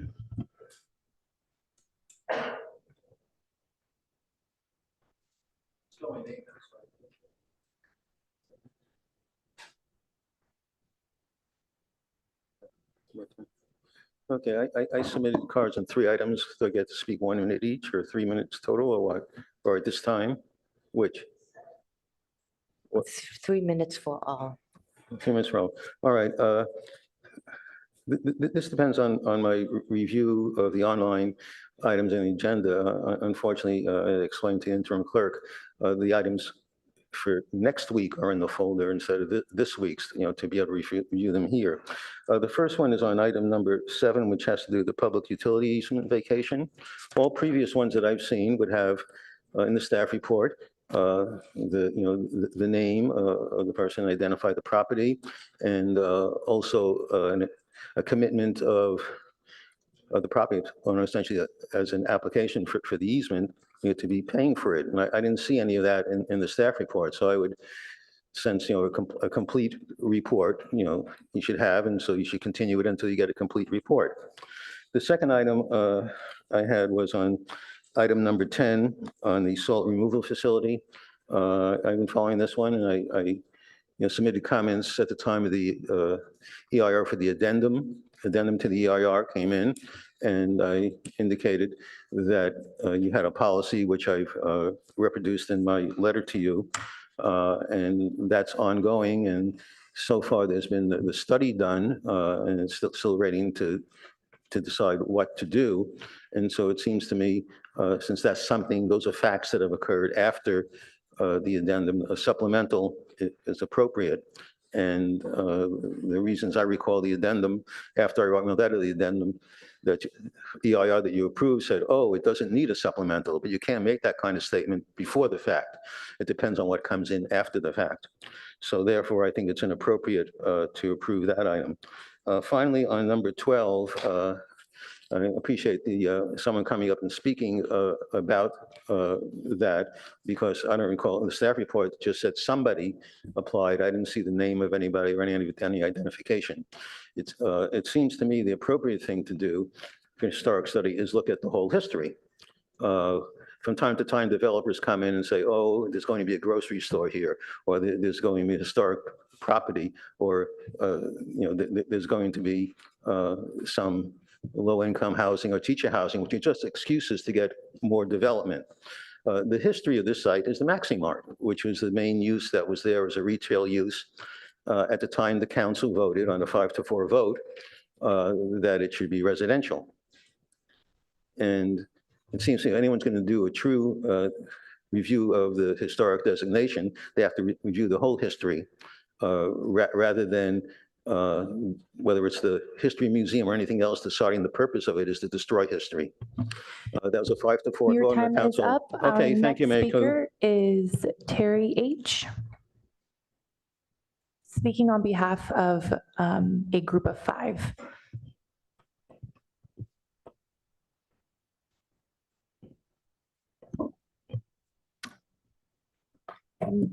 Madam Mayor, is the allotted time for a group of 5 3 minutes, or? I promise I will not take 10 minutes. I 10 promise. Okay. Council members, first of all, I'd like to thank you for this opportunity to speak with you tonight. As a longtime teacher in our community, I've always felt a real connection to this town. And I believe in the history of this town and what it represents, not only to the people that came 100 years ago, but the people that are coming here today. I will try not to repeat or bore you with additional facts or details on why the Bayside Cannery should be preserved in its entirety, which of course it should be, and what I have spoken to you in the past, the recent past.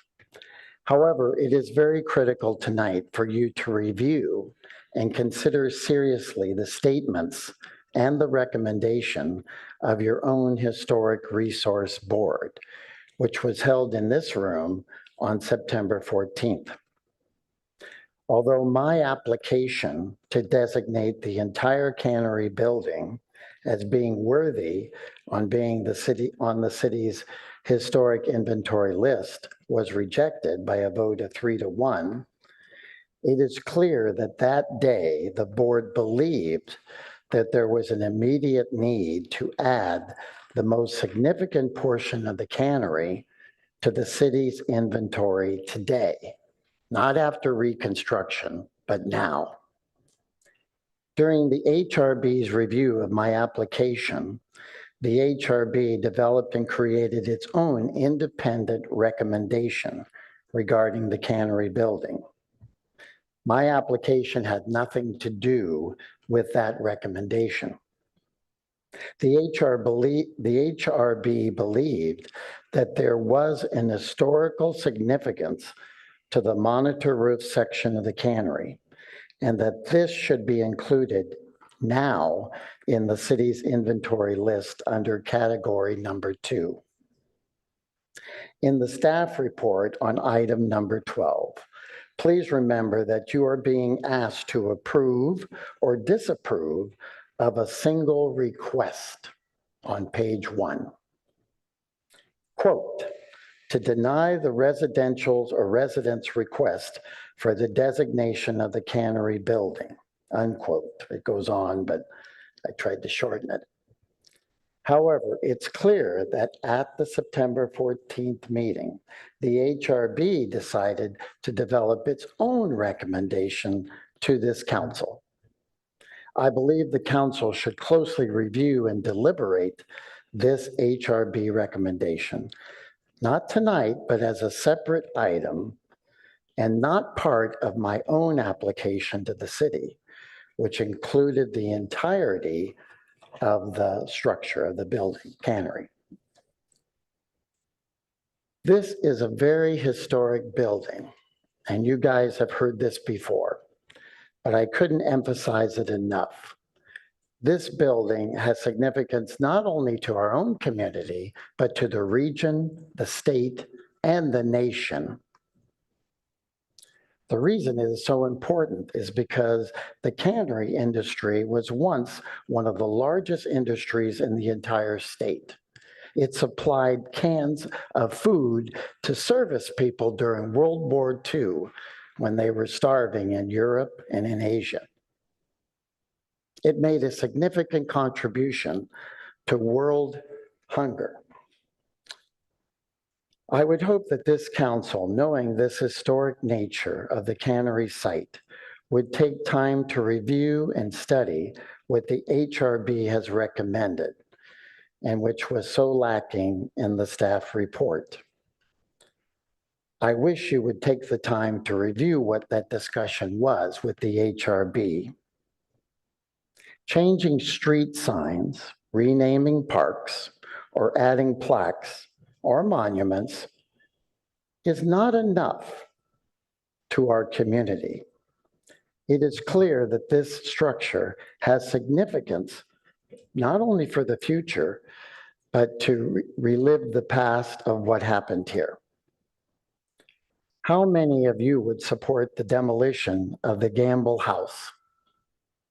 How many would support the HP Garage demolition? How many people would support the downtown post office demolition? These are things that you need to consider and think about in your deliberations. I hope you will and recognize how important this building is. Thank you.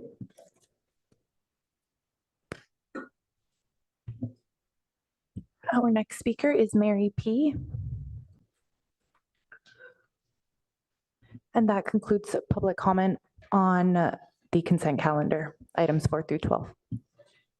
Oh, that was out of order. And again, the city of Palo Alto is committed to a culture of acceptance where all members of our diverse community feel included, safe, and respected.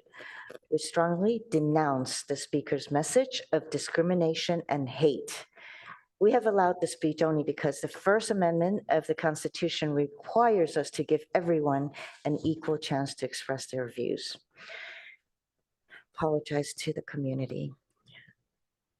And with that, Councilmember Tanaka, would you like to speak to your no vote? Sure. Madam, let's see, I don't think you've taken the vote yet. So believe you Oh. take the vote first and then Councilmember Tanaka would speak. Thank you. Madam Clerk, let's take a vote.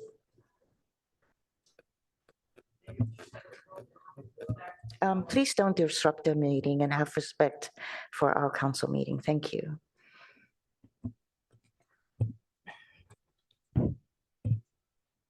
Vice Mayor Stone, Yes. Councilmember Burt, Yes. Councilmember Vinker, Yes. Councilmember Lithcott Haynes, Yes. Mayor Ku, Yes. Councilmember Tanaka, Yes. Councilmember Lowing, Yes. motion carries. Thank you, Madam Clerk. Councilmember Tanaka, you may speak to your no. Sure. So this is mainly consistent to my prior vote.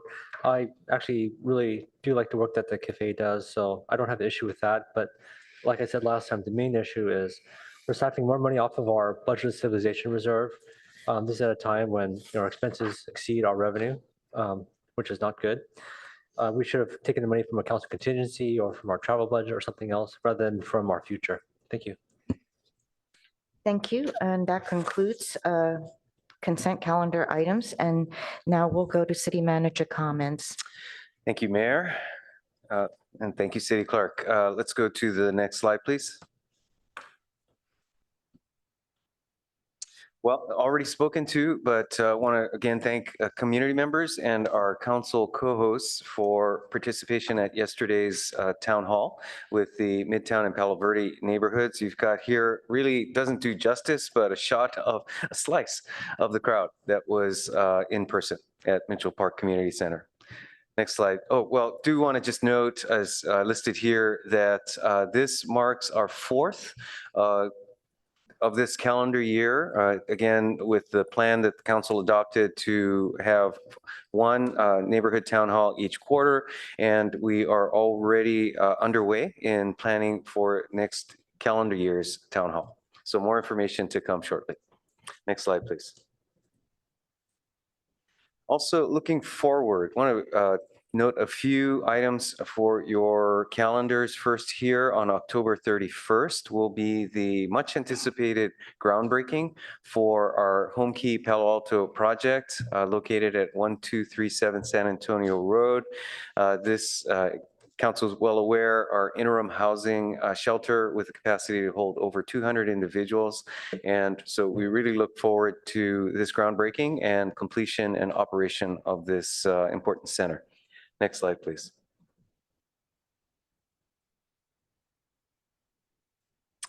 And also noting that the rainy season is approaching, we have a couple of neighborhood meetings to note. First, meeting will be on October 26th. That's next Thursday, I believe, or actually 10 days from now.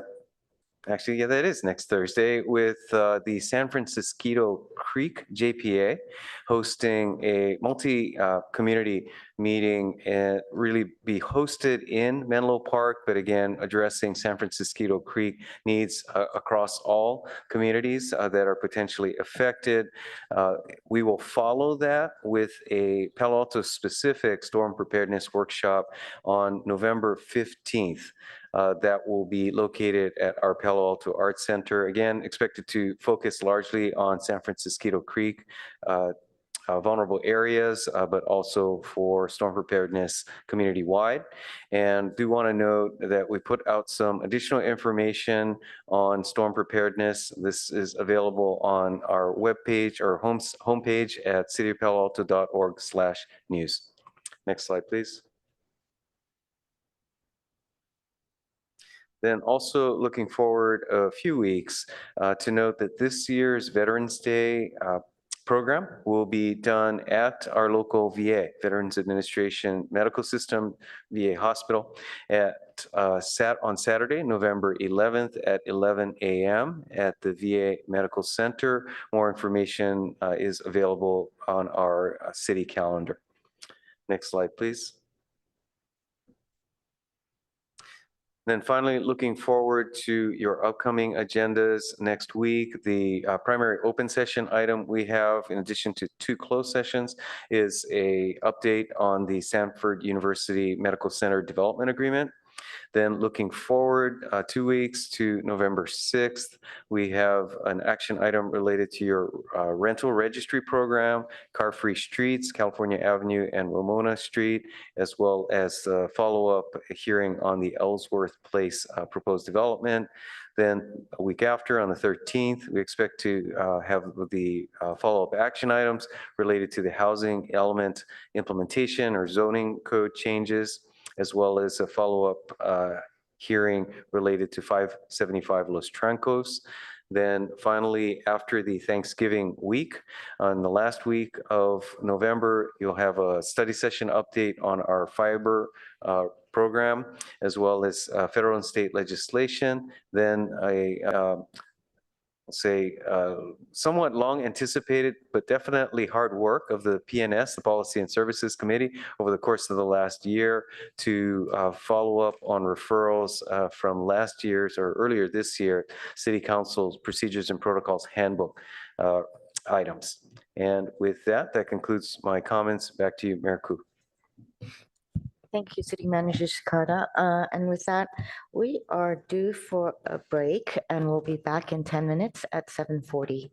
Thank you.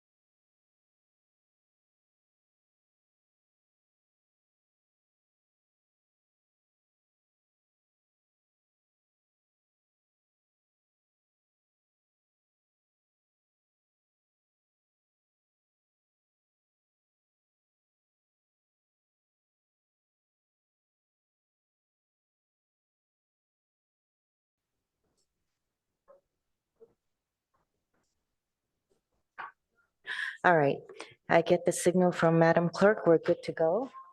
Our next agenda item is an action item, item number 13, and that's direction to staff to develop a proposal to lease the Cubberly site from the Palo Alto Unified School District for 55 years or provide alternative direction to transfer ownership or control to the city. City Manager, hello, Director O'Kane. Yes, thank you, Mayor and members of the council. Let me kick us off and then I'll turn it over to our Director of Community Services, Kristen O'Kane. So first off, would just like to note, again, for context, that this is really our first potential action step in response to the invitation that the city received from the Palo Alto Unified School District Board. And also want to clarify, since we did have a study session a few months ago, and again, we're headed into a closed session, but the council chose not to do that, which was completely fine. We are now having our next discussion on this topic. Do want to clarify that in that intervening time, our established City Council ad hoc committee did not meet prior to our development of this recommendation. So if there was any confusion about that or expectations that the ad hoc had met, do want to ensure that both council and community members are aware that the ad hoc did not put its fingerprints per se onto this recommendation. This is really a staff recommendation intended to provide a first step, a starting point into taking your next steps and providing direction on those next steps. The staff recommendation that you have before you recognizes some of the challenges that have occurred to date and is our thoughts or reflects our thoughts as to how to move forward. Our objective in bringing this recommendation was to provide a viable path forward, one that we believe can be implemented relatively quickly, again, recognizing the long history associated with the Cubberly site. I did want to note that the visual that you have on this first slide is somewhat symbolic. This is the breezeway that proceeds, depending on your orientation, from south to north and really cuts across the property that includes both the PAUSD property on the foreground and the city property in the distance here. So it looks like a long path, but one that we suspect and we hope that we'll be able to traverse and be able to chart a path forward for this property. So with that, let me turn it over to Director O'Kane. Thank you. Good evening, Mayor Koo, Vice Mayor Stone, and council members. I'm Kristen O'Kane, Community Services Director. Oh, next slide, please. So I'm starting with the staff recommendation, and then between the city manager and I, we're going to sort of tell the story as to why we've come up with this staff recommendation. So the recommendation is to direct staff to develop a proposal to lease the Cubberly site from the Palo Alto Unified School District for 55 years, work with the ad hoc in developing the proposal and bring that back to council in an open session. I also wanted to mention that the staff recommendation does not preclude the council from directing staff to develop a proposal based on a different structure. Next slide, please. So as City Manager Shikata mentioned, this is in response to a letter that the council received back in March from the School District Board of Education, inviting the city to submit one or more proposals to the school district that would allow transfer of ownership or development control of at least 7 acres of the school district-owned property at Cubberly to the city. They're flexible on the exact location and the form of the deal that would enable that transaction. But this is just a reminder as to why we're here and the request from the school district. Next slide, please. So staff has explored 3 different options, methods of real estate transaction that could occur and be included in a proposal. So I'm just like any options, there's benefits, there's limitations. I'm going to briefly discuss those. For a purchase in a land trade, these are two that would give the city full control of the land that we acquired, either through a purchase or by swapping a portion of Cubberly with another property within the city. This would also reduce our cost to lease Cubberly. And with the land trade, if it was a one-to-one trade, there would be no purchase cost associated with acquiring additional land. Limitations, and the city manager is going to talk about this in the next couple of slides, are really due to the interconnected system that exists at Cubberly, primarily the underground utility system. That is one system for the full Cubberly site. Both of these, both the purchase and the land trade, would result in likely a lengthy public process, particularly the land trade, because we would need to have a lot of discussion on what other city property we would be wanting to trade in exchange for Cubberly. For the purchase, we do not have a funding source to enable that transaction. And with the land trade, if we were to trade for dedicated parkland, we would have to spend time and also expenses on undedicating that, which requires a vote of the people and ultimately loss of parkland in the city. So the final column there, the ground lease. Here we feel that we can develop this land without purchase costs. So what a ground lease does is it gives the tenant, which would be the city, control of the land and the buildings on the land, but through a lease. In this case, the planning of a future site could begin as soon as that lease was executed. And it would also, assuming we would lease the entire Cubberly property or majority of it, it would enable us to look at that underground utility infrastructure as a whole, as one interconnected system. The limitation, of course, is, the school district has told us they may need the land for a future school at some point. And at that time, we would have to give a portion of the land back so that they could make that happen. Next slide, please. And I'm now going to turn it back to City Manager Shikata. Thank you. I'd like to just take a couple of minutes here to expand on this concept of the interconnected system by providing perhaps a little more visual to what we're referring to.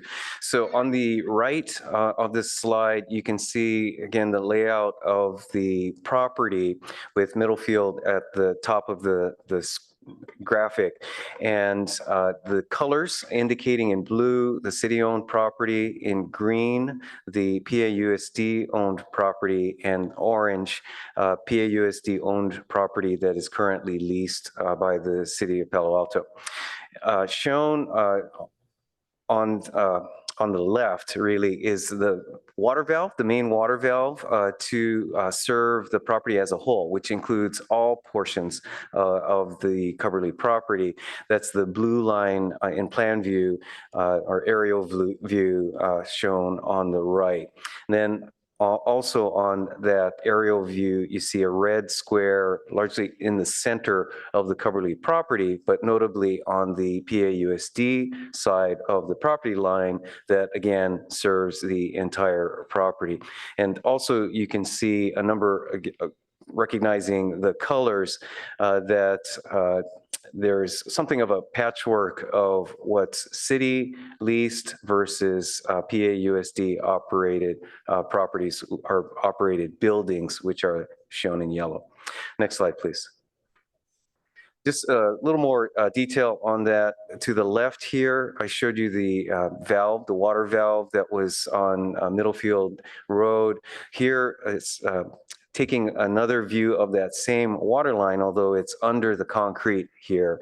And this is essentially in the center of the property where that water line continues up to that center area. You can see here the different colored concrete in an area of that water main that a few years ago started leaking and had to be replaced or repaired. Also, right adjacent to where this photograph was taken on the left, to the right, you can see the central electrical plant, which again serves both sides of the property and is quite aged and in need of replacement. And replacement really that could not be accomplished without affecting both the city's property as well as PAUSD's property. In the background here, you can see the gym. This gym is currently closed due to water damage that was sustained, I believe, a couple of years ago at this point, and pending repairs. Next slide, please. And here again, going back to the aerial view on the left was the same graphic that was shown just a minute ago. Again, in blue is the city property, in green, and really green and orange are the PAUSD owned properties and buildings, with the orange portion being those portions of the property and buildings specifically that are currently leased by the city from PAUSD. And again, the yellow are the buildings that PAUSD is actually operating themselves. Then on the right, you can see under the ground lease scenario that in addition to the fields and the individual buildings, the city would take primary responsibility for the remainder of the property, with the exception of any buildings that PAUSD feels that would like to lease back. The key differences under this ground lease approach would effectively be the term, as Director O'Kane pointed out, going from really a short term of a few years lease that we have been operating under for the last several years to a long-term ground lease under which the city would assume primary responsibility not only for the operation of the property, but also the responsibility for the maintenance and repairs of systems. This would also allow us to proceed with the master planning and improvement of the site as a whole, recognizing that a whole series of sequencing steps would be necessary to the extent that we'd want to allow for current users, current tenants of the property to be staged in various portions of the property while improvements were made for the needs as a whole. And then ultimately with the any improvements that were made on the property to be done both in consideration and with feedback from PAUSD to ensure that it did not conflict with their long-term desires for roughly 20 acres to be retained for future educational uses. Next slide, please. And back to Director O'Kane. Thank you. So we're back now at the staff recommendation, which is a ground lease for a 55-year term. It's likely that it would be less than what the school district owns, which is 27 acres, because they would need to retain access to the Greenbelt School. There's also an area in the parking lot where they currently have portables in housing Hoover Elementary School. If they had a need for that to continue in the future, that would also be something we would need to consider. And then it's possible that the buildings that the school district currently occupies, they may want to continue there for a time. And if that were the case, we could lease those buildings back to the school district. So Ed talked a lot about the interconnected utility systems. What we also feel is a benefit of this scenario is it really provides the maximum amount of area to build a new vibrant community space. It also relieves the school district of their obligations to manage and maintain Cubberly, which is a benefit to the school district as well. Next slide, please. So I'm briefly going to go through just a reminder where we are today with our lease from the school district. So we began a new lease term in 2020. And that lease amount is $2.5 million per year, which is a reduction from the previous lease amount of $5.1 million. That reflects a reduction in the amount of land and buildings that we're actually leasing from the school district. We also continue to transfer $1.8 million from the general fund to the Cubberly Infrastructure Fund for investment in the Cubberly facility. Next slide, please. In the staff report, we included this bar chart that shows the expenses the city has incurred beginning in 2004. And the reason why it's 2004 and not previous is this is when we began tracking these expenses in SAP, our budget management system. And what it shows is our lease expenses, our Cubberly infrastructure operations and maintenance expenses, programming expenses, and CIP expenses back from to 2004. And we do have our Paul Harper from our budget office on Zoom if there's additional questions or if there's any questions on Cubberly finances. Next slide, please. So that really concludes the presentation. We did put together a draft, a staff recommended motion for council to consider, which is to direct staff to develop a proposal for the 55-year ground lease, work with the Cubberly ad hoc to develop the proposal and return to council in an open session. So with that, I'll turn it back to you, Mayor Koo. Thank you. Thank you. Is there any technical questions from the council members or so we'll hold comments for now. Councilmember Burt, did you want to do comments or do you have questions for staff? No, are we commenting at this time? No, or not yet. We're just doing questions. Okay, Yes, please. good.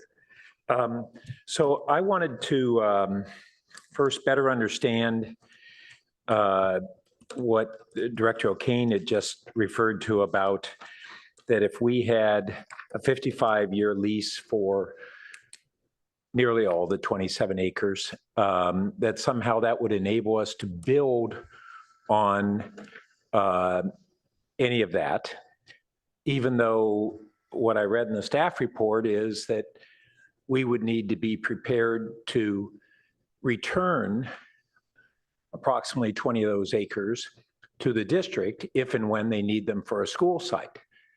So why would we build structures that might have a 75-year life on land that we may very well have to get back? Thank you for the question. It's a great question, and we've talked about this. We believe, and I believe that with a creative designer, we could build on the areas that we have control over for a longer term. There would be an area that could potentially go back to the school district in the future, and that area could be something like a passive recreation area. It could be something that doesn't necessarily have structures on it, but would be part of the community center and enable circulation, provide gathering spaces and things like that. So if that was the case, then why would we prefer a lease for, say, that's the 15 acres approximately, a lease for those 7 acres that we otherwise might purchase versus having control of 15 acres that we've, through previous plans, have indicated that because we're going to build up, we don't need the footprint that we need for buildings today. Why would we prefer a lease versus the prerogative to finally control our own destiny on it? I'll take it. Sure. Quite frankly, to maintain the flexibility to finalize what that plan would be, recognizing that the previous master planning effort may need to be revisited to a certain extent, and not assuming that we know exactly where additional acreage would be most useful. Okay, we can discuss that more later, but then I want to ask about this issue of utilities, which the main feeds, water, electric, will need upgrades either way. If the district, so if the city hypothetically took the 7 or so acres immediately to I'll call it the southeast of what the 8 acres we now own, the additional acreage where the buildings roughly currently reside, the balance of the buildings.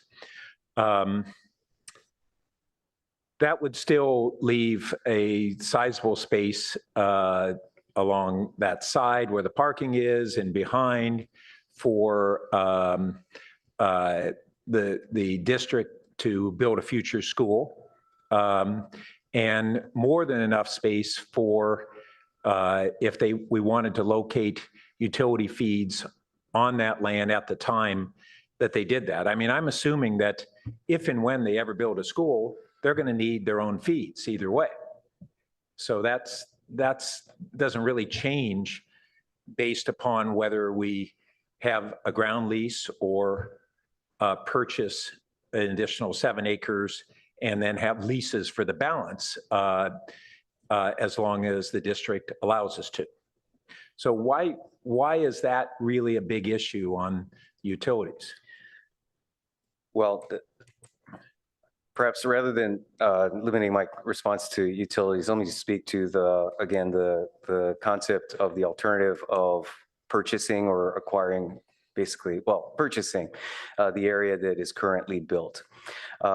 We're not assuming that the district would say that the remaining parcel is shaped or reflects the type or the shape of remaining parcel that would work for them as a school. And that unknown could presumably delay our ability to reach agreement on a purchase of the remaining funds, our remaining building area, in addition to the issue, as Director O'Kane pointed out, of not having a funding source for that purchase.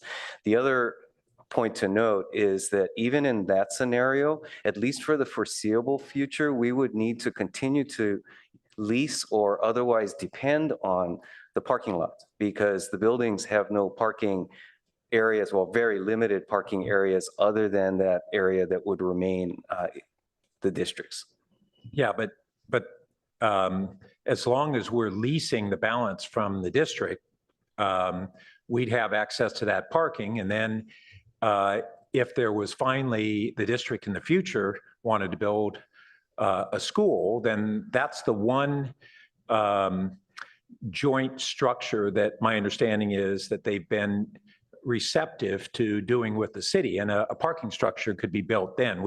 The previous couple of plans had each assumed, as I recall, a parking structure, but we wouldn't have to build that as long as we have the lease on the parking lot. That could be it. But because my time's over, Mayor, I wanted to ask permission to see if I see school board member Todd Collins is here. And one of the big, I think, things that we need to clarify, which frankly I would have been better to have clarified before this meeting through the ad hoc committee, but it is clarity on the intent of the school board. We had this 2 letters over the last couple of years. The second letter was a little ambiguous. It said roughly 20 acres, and we could propose something different. I took that to mean that maybe they'd be receptive to us instead of getting 7, maybe 8 or 9, who knows what. And we'd be interested in as many as they're willing to let us purchase or acquire through other means. But this proposal is that we would have a long 55-year lease on the entire site, although the staff has said that if the district needs it back, then we'd give it up, so which I'm kind of confused on. But I wonder if we might be able to see if Board Member Collins can just clarify for us if there is an established board position on that issue, just so the rest of our conversation is on a good footing. Certainly. Board Collins, yeah, Board Trustee Collins. Thank you.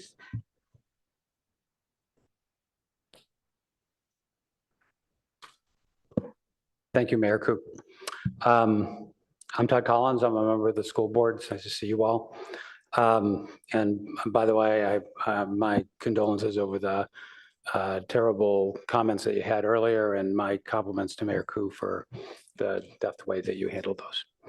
I'm speaking only for myself. I'm not authorized to speak for the school board, and I'll clarify exactly, and you'll see exactly what the comments mean. I want to bring to your attention what the school board has said about this in the past. I'll quote from a news report from our board meeting on Tuesday, October 19th, 2021, almost 2 years ago to the day. Under the broad plan laid out by at the Board of Education meeting, the district would reserve 20 acres for a theoretical future high school. The district would be open to negotiations about transferring part or all of the remaining 7 acres to the city of Palo Alto. Board member Todd Collins, me, supported saving the space so future boards could make a decision to build a school when the time comes. Board member Jesse Ledemerick similarly backed the plan to retain 20 acres, while also working with the city to transfer some of the remaining acreage so Palo Alto has sufficient space to build a new community center. Board president at that time, Shaunak Darup, said that by saving space for a potential school, there is more room to work with the city to reach a deal about land. I'm very optimistic and very enthusiastic about the recommendation, Darup said. So that was the last time in the last 2 years that our board has talked about this, and that was what was said. There were no votes taken at that meeting, but those were the comments that were reported in the paper. And I looked back over the minutes and I watched the video, and that was the substance of what the discussion was. So while I'm sure our body would consider any proposal that you guys sent our way, in my personal opinion, it's always useful to pay attention to what's in the public record already. I know personally it's been a critical goal to ensure that the district has 20 predetermined acres to build on Cubberly. And it would be a key consideration for me to make sure that we had a very clear path to 20 acres. That wouldn't be me, it would be some board in the distant future where they felt that they had an unencumbered right to go get those 20 acres and build a school at the time they needed to. I also just wanted to address a point just because it came up about the financing of property purchases. I happen to know, none of us were around, certainly not me, but for the last property purchase that the city made from the school district was about 40 years ago. It was the purchase of the Terman school site. Remember, we talked about this at the city school meeting. That was funded by a note from the school district. We were your financing source. And I'm not quite sure what exactly the terms were. I think it lasted something like 17 or 18 years. And you paid us out. So instead of raising a bond or coming up with some other kind of financing, you basically bought it from us over time. And again, speaking entirely for myself, this has never been discussed by our school board. We have no position on this, but I don't see any reason we wouldn't do that again. So I think there is an alternative there if you guys wanted to consider that. Again, I'm grateful for the chance to address you, and that's all I have to say. Thank you. Thank you, Mr. Collins. All right, Councilmember Liscard-Heems. Could we ask Mr. Collins a few questions? You're popular, Mr. Collins.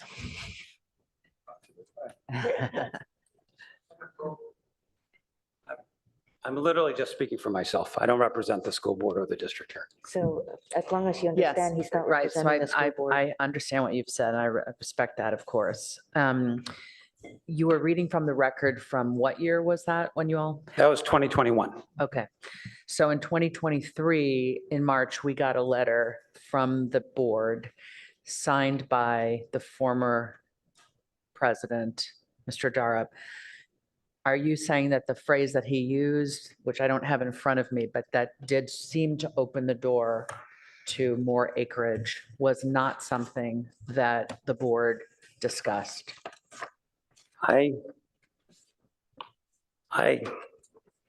Not to my recollection. Mr. Darup the language of that letter it was signed by Mr. Darup. It wasn't reviewed by the full board. It was authorized by the full board, so it was absolutely authorized to write that letter. But neither I nor anybody else, as far as I know, reviewed that letter before it went out.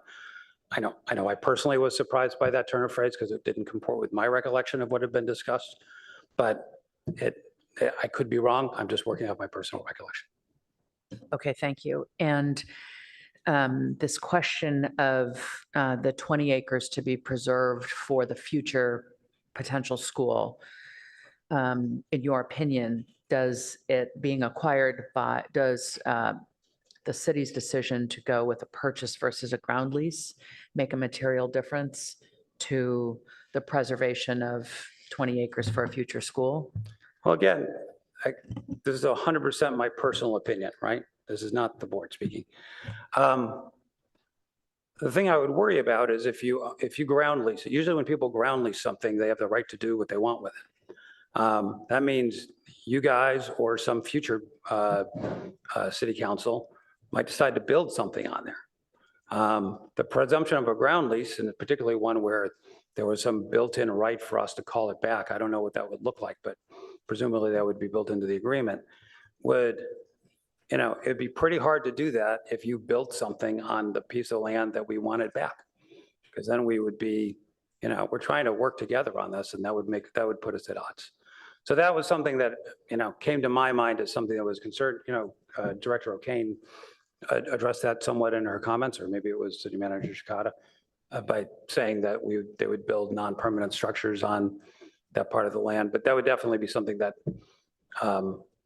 would come to my mind as I considered that type of arrangement. Thank you. No further questions. Thank you. Councilmember Lowing?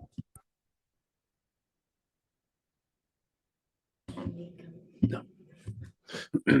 Yeah, just a couple quick questions here. I understand, and this is not a comment, I understand the proposal on the ground lease for speed to get going on this as one of the benefits. And we're also already considering the fact of actually what Mr. Collins just said is that we would have to give it back, and we haven't sorted out yet when that would be 55 years or whatever. I'm not sure why are you proposing to acquire land and lease it back to them that they still need now? I mean, that seems sort of redundant. Yeah, our understanding of the current uses on the property are fairly temporary or short-term in terms of really relocating programs that either have or could otherwise be housed elsewhere. And with that assumption, a lease back would provide the greatest flexibility to the district while also giving the city that responsibility for the overall infrastructure that goes to those sites, and as well as, again, as I mentioned, both repair and upgrade. Okay, good. Thank you for that. And then as you noted in the staff report that ground leases are usually 30 to 100 years, and then you picked 55. Was that some sort of quantitative analysis, or? It's on the high end of what we've seen used in other circumstances. I don't know that we were able to find a 100-year ground lease, but again, is really attempting to set the term as long as we could without exceeding examples that we've seen. Okay, and at this point, with this proposal, are you thinking that at some point we would have to give it back, but somehow in the deal, they would pay amortized, depreciated price for the tenant improvements? No, I think as Director O'Kane pointed out, and obviously, again, this is just a framework, so wouldn't assume specifics. But in concept, what we've talked about is the approach that would give us, again, that near term to provide sequencing, as well as in the very near term to develop an improvement plan. Obviously, everything that the city does is done in public, and so no improvement plan would be adopted without the opportunity and really the obligation to consult PAUSD. So, for example, as I've just, again, been looking at the site plan, if we were to purchase the areas, in fact, it might be worth, if I could get the city clerk to put up one of the graphics that shows the site plan or the aerial view.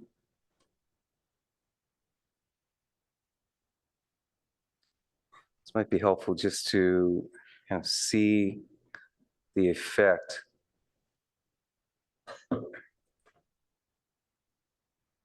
Okay, this is fine. So if we were to acquire, let me use the graphic on the left here. All of the areas that have a building on them, and that would include the blue, the yellow, and the orange that are buildings, excluding the field, that the remaining parcel would really not, and I'll speak as a civil engineer here, really not be attractive for a school, because it basically takes the center of the property out of the district's hands. So we would expect that the improvement plan we come up with, again, publicly and with council approval, would show and be able to retain sufficient frontage on Middlefield as well as width to meet the school district's expectations for any potential future school use. Okay. And could you just very briefly talk about how the Cubberly committee would be involved in the negotiations? Do you mean the ad hoc committee? Yeah. That's certainly for the council to define, but we would expect that the ad hoc would help finalize a proposal that could be submitted to PAUSD. Okay. And who's going to lead this process on the city's behalf? Or maybe that's not sorted out yet. Who's going to be sort of the lead negotiator on the part of the city? I suspect it would be myself and Director O'Kane. Okay. Yeah, I mean, I think we're all on the same page here, so hopefully we can get there relatively easily. Thanks. That's all the questions I have right now. Thank you. I don't see any other lights for questions, so we'll go to public comments. Madam Clerk can give everybody 3 minutes and stop the taking of speaker cards after the first speaker.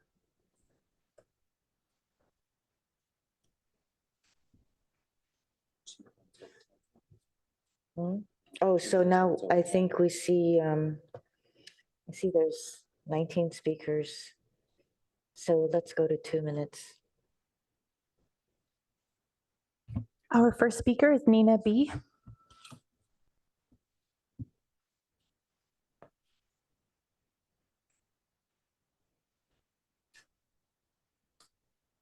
I had planned to start by saying good evening, but the evening did not start good. I'm so very sorry. So, Cubberly, the city staff has made the recommendation that the city pursue a 55-year lease with the school district.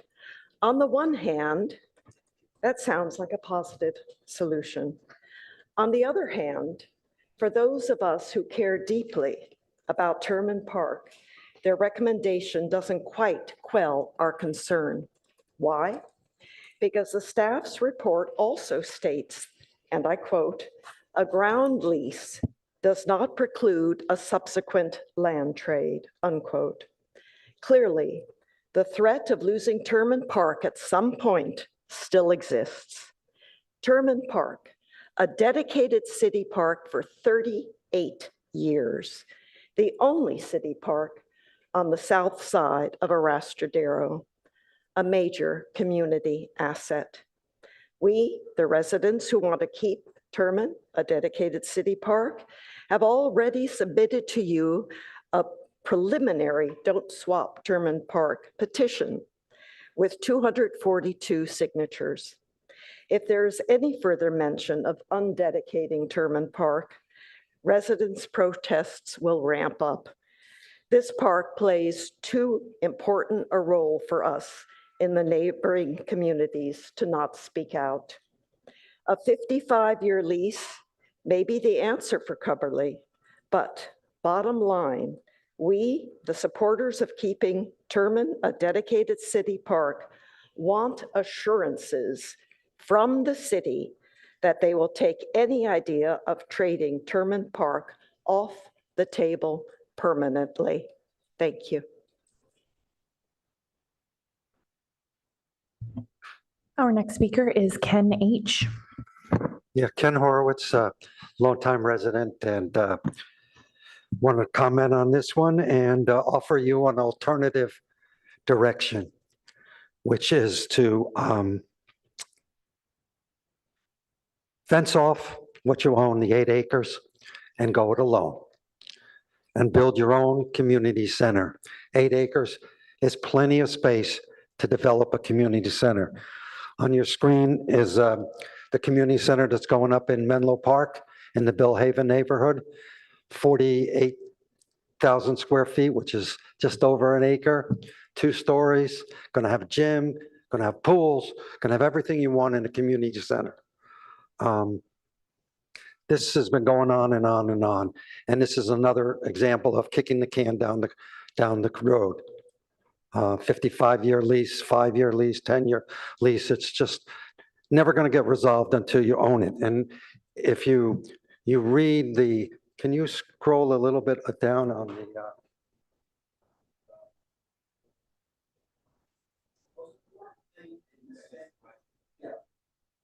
this project is currently on track for completion. Completed. This community center will be owned and operated by the city of Menlo Park, and that is an important thing. Possession is 9/10 of the law. You own 8 acres, you can build a beautiful community center on 8 acres. My comments are also on Palo Alto Online. I hope you do the right things. Palo Alto residents have been waiting and waiting and waiting for a community center. You can get it done in the next 5 years, demolish what you have, build a new community center on the 8 acres, lease some land you need right now for the tenants that are currently there. And they'll be happy. And then in 2030, hopefully, we'll have a new community center and it'll be owned and operated by the city of Palo Alto. Thank you.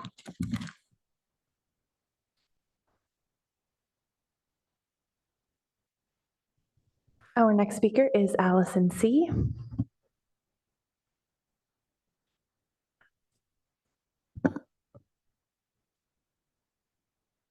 Good evening. Thanks to you all for your service. I know how much time you give to manage the city for others. I especially appreciate your commitment on Monday nights, and I know that tonight has been particularly challenging. Let me also briefly acknowledge that it's rare for recent former council members to address the council publicly. But then this is a rare occasion and one that I and my neighbors have been waiting for many years. Recently, I read that Cubberly is a place where dreams go to die. Au contraire, it is filled each day with kids dreaming about becoming ballerinas or soccer stars or professional musicians. But for the buildings themselves, it's certainly been a dream deferred again and again, as the last paragraph of attachment B in the staff report recounts. I want to thank Public Works for the recent facility assessment, which makes clear that the building simply must be replaced. For those of you who prefer images to numbers, the clerk is helpfully showing you what it looked like last year when I walked through with our staff. 3 of us here in the room served on the COVID Council with its multiple crises, and sadly the stars were not aligned for us to do much but manage through. But the stars are aligned for you to be the new Community Center Council. The prior council infrastructure plan is almost complete, and with the midpoint of the library bond approaching soon, you could contemplate using the school district's very successful strategy of overlapping bonds for building construction. As an early advocate of the ground lease option, I'm thrilled to see that officially on the table tonight. It neatly solves the long-standing problem of the space we need now and the option the school district needs for the future. My only concern is the proposed length of the term. It will take time to create a 35% design, identify the funding, more time to finish the design, get the funding, build the new structures. I would advocate for a longer term if possible. The good news is literally anything you do will be better than the dilapidated, disaster in the making buildings we are using you now. I implore you not to let the perfect be the enemy of the better. It will take sustained hard work, but working with other entities and finding ways to fund projects is what this council and this staff does every day, year in and year out. Thank you.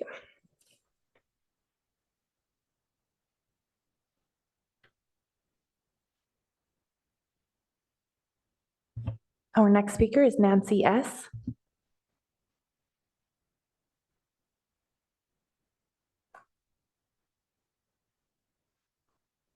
Hi, good evening. I'll just make this pretty short. Making improvements at Cubberly is very desirable. I think we're all agreeing to that, but not at the expense of Terriman Park. Please don't use Terriman Park as a bargaining chip. If you proceed to try to undedicate Terriman Park, you are sending the message you don't think this park is valuable enough to keep. All parkland in Palo Alto is precious. as we are under pressure to build more and more housing. Terriman Park already has many, many apartment buildings nearby. Not the least to mention is Terriman Apartments, which is located adjacent to Terriman Park. Residents in these apartment buildings do not have yards, and having parks nearby is important to the quality of life. If you trade away Terriman Park, residents will have to get in their cars to drive to Cubberly. That will make our neighborhood even less walkable. I have heard that there is talk of undedicating Terriman Park, but the council would require restrictions so that the park remains as it is. The trouble with this thinking is if the council succeeds in undedicating the park, whatever restrictions you then add on will be much, much easier to remove at some later date. Keeping Terriman Park dedicated is what will ensure that it remains a park. Thank you. Our next speaker is Katie M.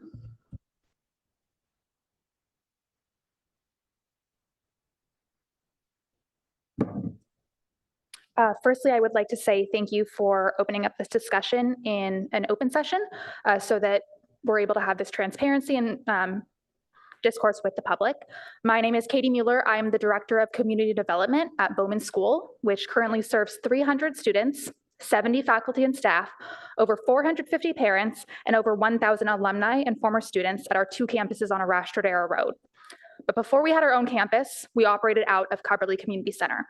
From 1995 to 2004, Cubberly was our home. Even after moving to our own site, we regularly rented Cubberly's theater until we built our own stage in 2019. Bowman uniquely understands the potential that Cubberly holds, and we'd love to see it grow and thrive. For this reason, we're cautiously optimistic about the ground lease recommendation by city staff. However, this optimism is tempered by the ongoing threat to Terriman Park, which is adjacent to our campus and provides our community with countless benefits. Our students, families, and staff love Terriman Park, as you may have gathered from their many emails, drawings, and letters sent over this summer. We stand alongside our neighbors who also cherish and utilize this community asset. Cubberly has great potential to be a gem in the Palo Alto community, and we applaud the City Council for making strides toward improving it. But it should not come at the price of city parkland that serves so many. On behalf of the entire Bowman School community, I implore you to protect Terriman Park by removing it from consideration in any potential land swap. Thank you. Our next speaker is Alicia B.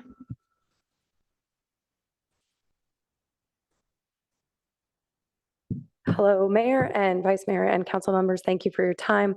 I'm coming to you with 3 hats.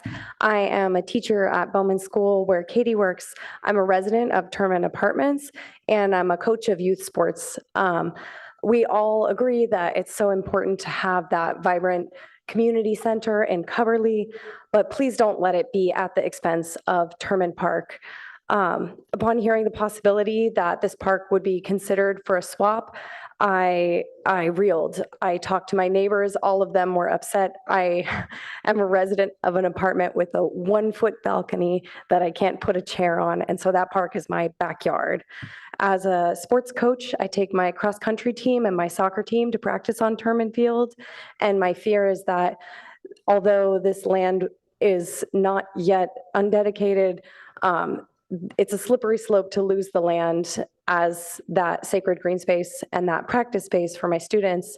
As a teacher, I take my students through that park to look at critters. We go to the creek and we go to visit the donkeys, which are a symbol of Palo Alto's past, our pastoral history, and our artistic roots. So I implore you, please don't let this ground lease or swap be at the expense of Terriman Park. Thank you. Our next speaker is Herb B.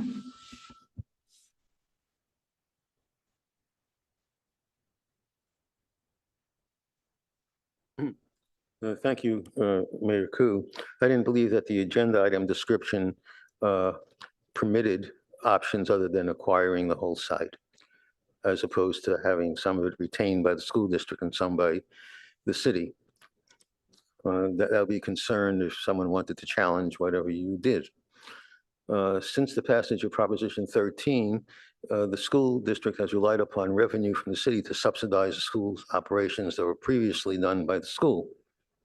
I suspect that the main thing the school district is interested in is how much money it gets out of this, rather than the use of the property. However, discussing the use of the property is the most important thing. As I described in my letter, I believe it's still the case that the school district has the authority with its bonding capacity to build housing for school employees, both faculty and classified staff.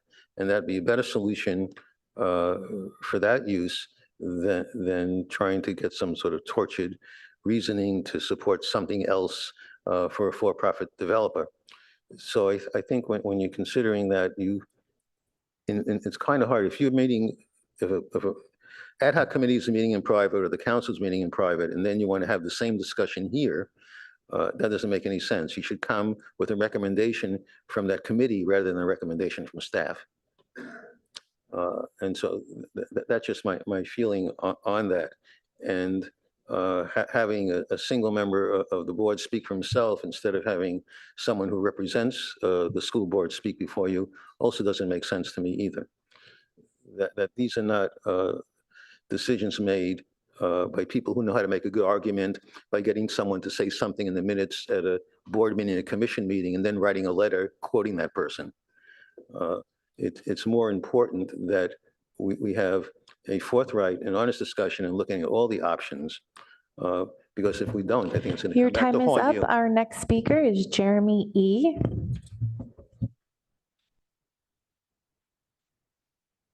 Hello, good evening. Is it possible to get the slide up that shows the current usage of the properties on Cubberly from the presentation? I just want to say that remind people that before the pandemic, there was no talk about the use of the facilities being divided between the city and the school district. The city leased the entire thing as one unified school district, while the school district owned parts of it, but the city leased the whole thing. In fact, the school district and the city had both, thank you very much. The school district and the city had both asked the city staff to draw up a new 5-year lease for the whole property. It was only the pandemic that the city staff then came up with a sudden proposal entirely of their own doing to cut the amount of the lease in half and then to give at least part of it back to the school district. And they essentially forced both parties to accept this.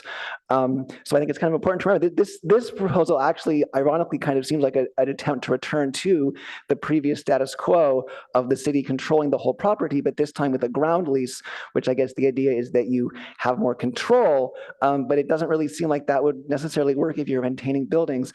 Part of the reason I wanted this, sorry, city manager, has the terms of the lease changed since it was passed? Because I don't think this is accurate. This is showing more property being leased to the city than actually was in the lease as drawn up.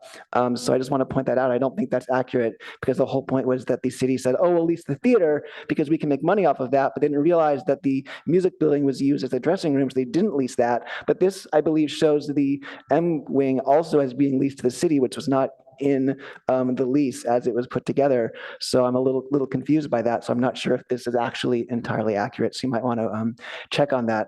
So I'm not entirely certain of the purpose of this. It's, as I said, it's kind of returned to the status quo, but for a very long time, it just doesn't seem like the school district would agree to a 55-year lease. Thank you.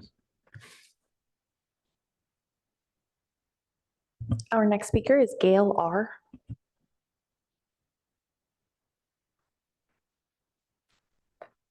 Hi, my name is Gail Reeder, and my family and I moved into the Green Meadow neighborhood adjacent to Cubberly during the pandemic.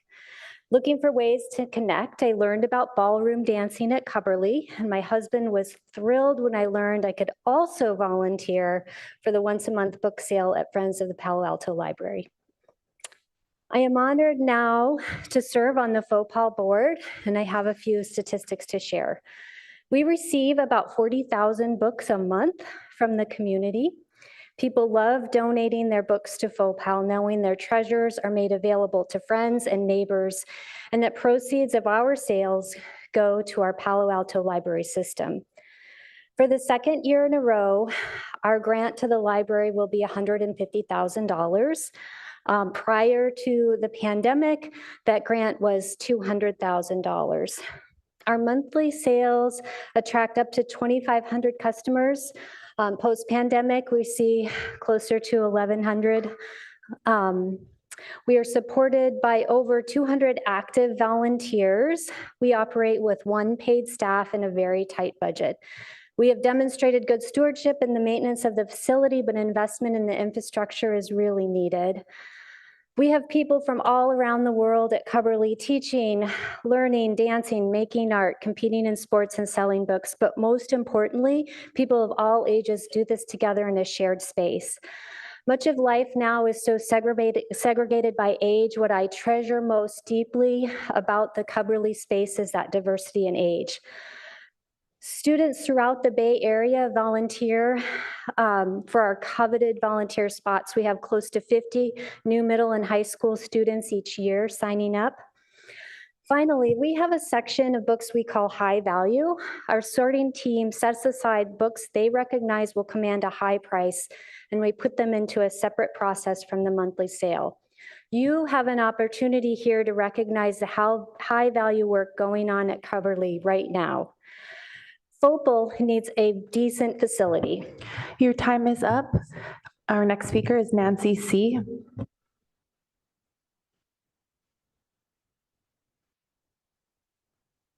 Hello, I'm Nancy Cohen. I'm also a member of the Friends of the Palo Alto Library Board, also known as FOPAL.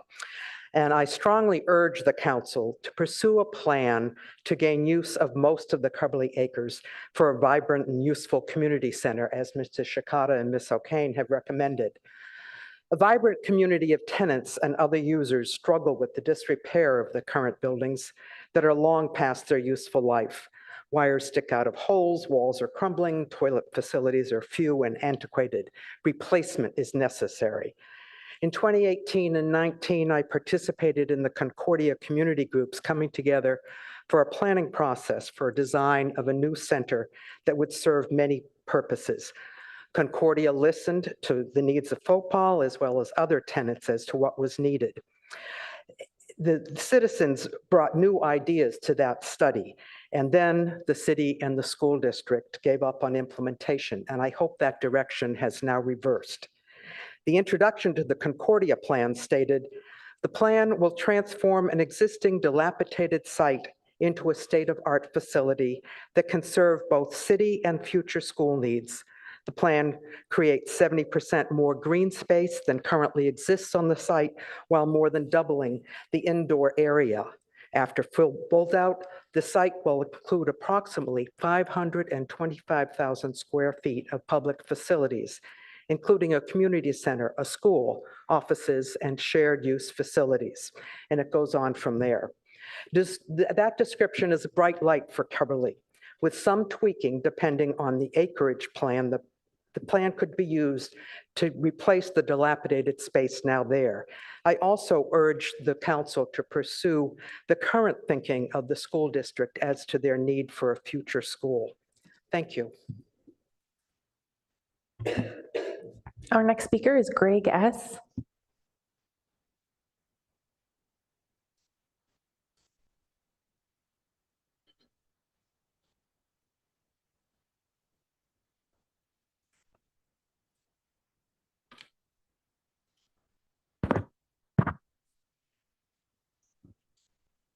Good evening. I come to you as a former council member, former school board member. Critical question. 55-year lease on school district properties in the south of town. What do the numbers mean? In a recent draft of the housing element, the PTC discussed adding 2,000 new compact housing units in the recently identified West Bay Shore district. Yet tonight, the council is discussing a 55-year lease of the bulk of the Greendale Cubberly properties. These are the closest school sites to the new West Bay Shore district.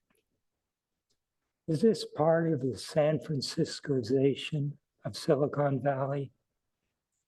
Remember earlier editions of Plan Bay Area, where dense growth and compact housing was projected for San Francisco.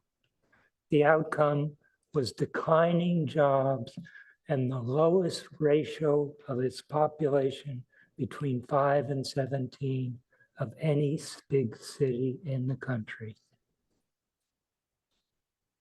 Are you acknowledging tonight that the bulk of the new housing units in Palo Alto will be studio one-bedroom with fewer parking spaces?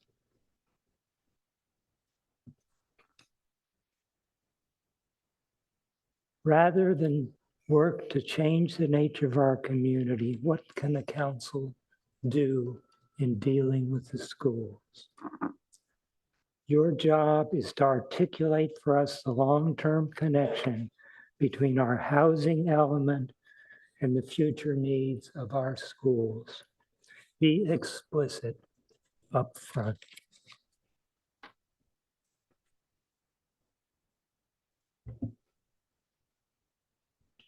Our next speaker is Melinda P.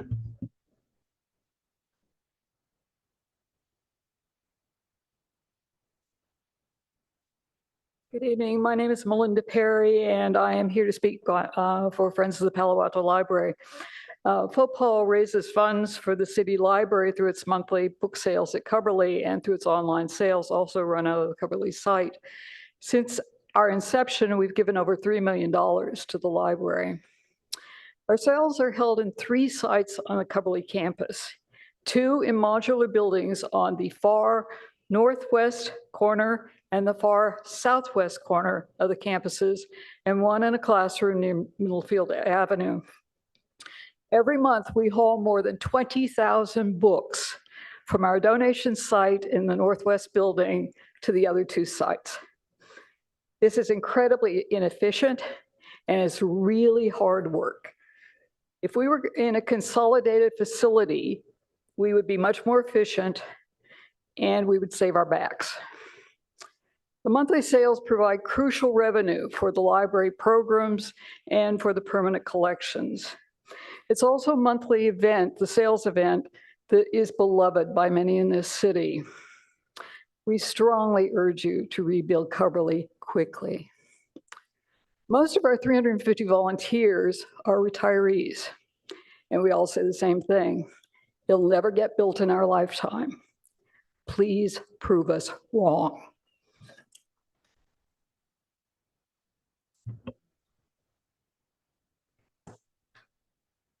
Our next speaker is Jennifer D.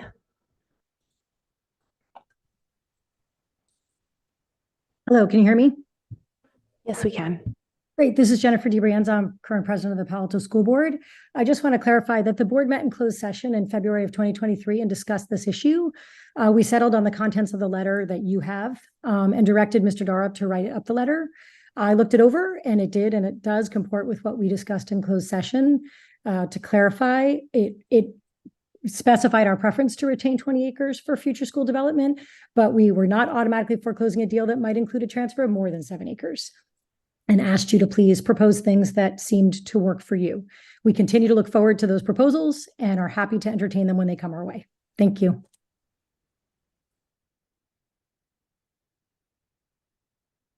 Our next speaker is Mohel S. Finish this, cut him off. Thank you. That concludes public comment on action item 13.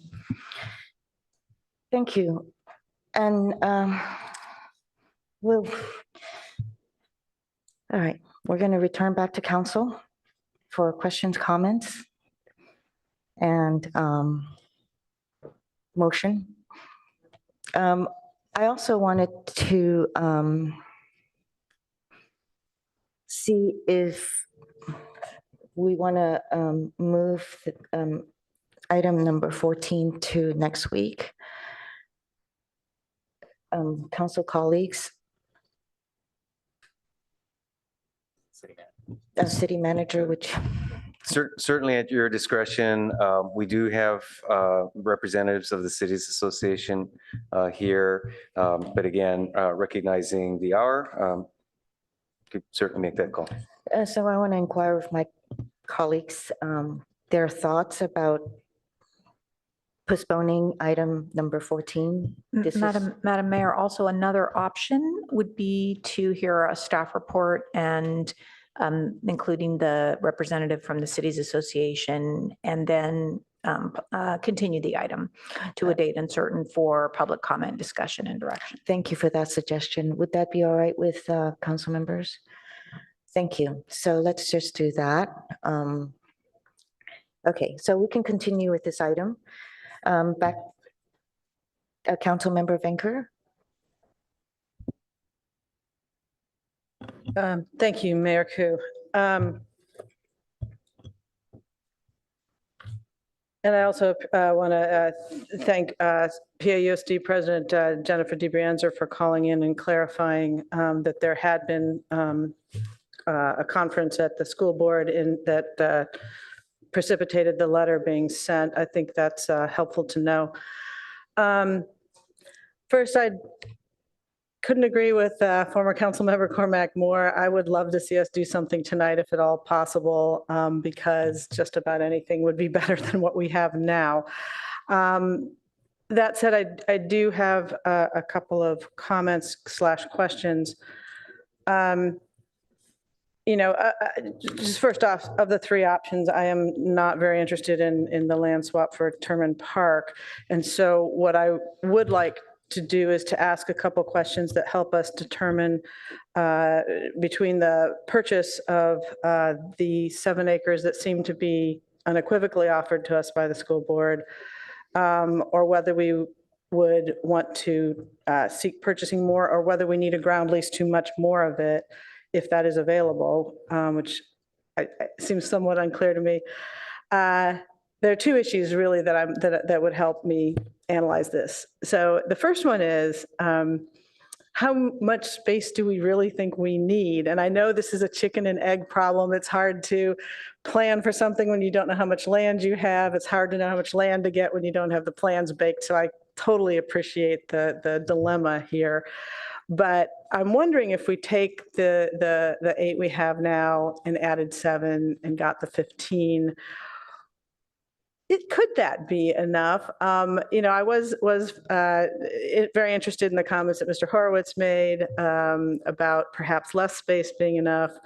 And I took note in the staff report, there's a mention of the facility assessment that had been done, and which referred to, I think it said something, approximately 18 acres of buildings. And I know we need parking lots and somewhat adjacent to it, but we could certainly, it seems we could perhaps get a very good start, at least with the 15. But could you just think out loud a little bit with me about how, if we went up instead of just out, if we, would the 15 perhaps be enough?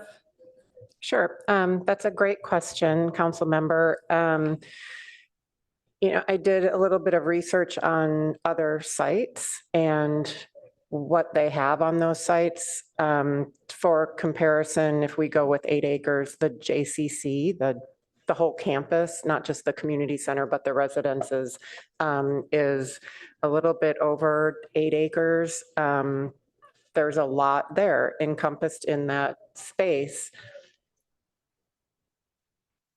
It's also very dense. So there's a lot of buildings that surround, like a recreation area. So that's an example. If you look at we call it the Rinconada Cultural Park, which goes from, doesn't include the Art Center, but goes from Newell all the way to Lucy Stern and Hopkins and Middlefield. That is, I think that's 18 or 19 acres. So if you look at that for size, that provides buildings, but also more circulation, passive recreation, walking paths. So I think that we could do something on any amount of land that would be beneficial to the community. I think, like I said, 8 acres is dense, and it's to accomplish getting building spaces. Once we get to more that 15 acres, I think we could certainly do a lot more and have more of that outdoor gathering space for the community.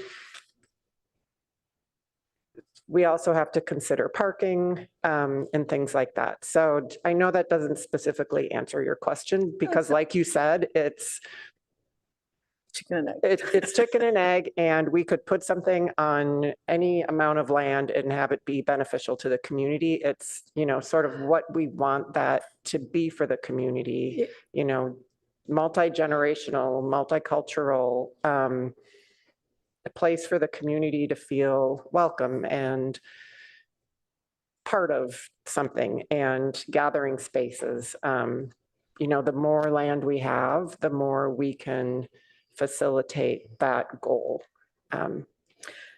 Well, the benchmarks actually were helpful, the JCC and the Rinconada sort of complex. So to kind of imagine the scope and size that in that space could be possible. And it looks like I'm out of time, so I'll say. Sorry, that no, was probably my long answer. I think we're all a little distracted tonight, so thank you. I don't see any other lights. So Councilmember Lithcott Haynes. I just want to thank you for your leadership, Mayor Koo. Thank you for your leadership. On this matter of Cubberly, I find myself feeling that we're trying to cut the baby in half, and that's not good for babies, and I'm not sure it's good for buildings like our community center. I'm seeing this more as maybe a couple that is separating and you go and live with one parent for a while, then maybe you're going to return to the other parent a little bit later. I guess what I'm trying to say is I've been persuaded that the infrastructure upgrades so desperately needed are more feasibly and more cheaply accomplished through a ground lease than with a purchase. I think either way we get it sounds like we can play with the same amount of acreage, but a purchase requires a whole lot more money up front and a very lengthy process with the community to figure out which acres we want, which really delays the start. Whereas if we do the ground lease, it sounds like we can do that fairly quickly, probably more cheaply, we would imagine. And then we can lease back to the school district what they need for their future plans. I think either way, the school district gets the acreage it needs, we get what we need. There's some exciting plans in place that the community worked hard on in recent years. I know we're all eager to move forward, and I appreciate the staff's recommendation that a ground lease with a lease back of whatever the school district needs is the quickest, cheapest way to get us to the future Cubberly that our residents are asking us to build by way of a community center. So I'll be in favor of that if somebody ends up making that motion. Councilmember Lowing. Yeah, thanks. I had spoken before, so I didn't know if somebody else wanted to speak first, but comments as this has gone along, it seems to be, the least option to begin with is still much better than the others that have been discussed because of this speed. And I think that we obviously have a specific proposal from the school district, which is a good place to start, since that's specifically what they proposed, and go back and say, yes, we definitely want that 7. You need to tell us of the 20 that you may need, what's the distant timeline? How soon might you need that? And they may not know, but they're going to have to put a stake in the ground. So we know if we can invest in it for a certain amount of time. On the stuff that we do lease, other than the 7, which I think we could look at purchasing along the way once we start leasing that. But of the actual ground lease, I think it was Councilmember Cormack said, I would prefer longer, 100 years if we're going to put our time into this, and that may not work. So I think when you look at when it's less than 20 acres that they might not need. So if they look at it and say, well, we can squeeze a school into 15, then to me that adds another 5 we can have a discussion about. And that's the kind of step-by-step process that I think we should take a look at directionally. But I think the negotiators, our own committee and staff should be open to pretty much anything because this is a friendly agreement, and we all want to have a success here. So I don't see this as a adversarial law or anyone's trying to win. It's just what our each respective needs are. So directionally, that's what I would say is, lease 7, consider purchase as we go along. Find out what the timeline is for the 20-acre need. And if that also turns out to be less than 20, then add that to the negotiations for lease back.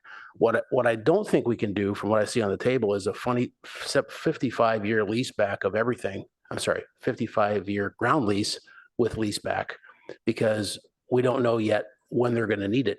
And if it's in 15 years, we're not going to get any ROI on our infrastructure. So I think that from the proposal limits the amount of infrastructure that you would want to do now. And I understand that. But I think we got to, see how big our plate is relative to our partner in this. Thank you, Mayor. Thank you. Vice Mayor Stone. Thank you, Madam Mayor. I'll just keep my comments short. I really align myself with Councilmember Lithcott-Hames. I'm glad to see that the ground lease option is before us. It's been way too long that this process has been going on. This seems like the fastest and most certain route that we can take. I agree with concerns that Councilmember Lowing just brought up, though, regarding not being able to have an ROI if the school district wants that property back. And so however we negotiate this, we've got to figure out a way so that is not the case. I know there are lots of examples, and the staff report went into it, of ground leases being used very successfully across the region. I don't see why it would not be successful here.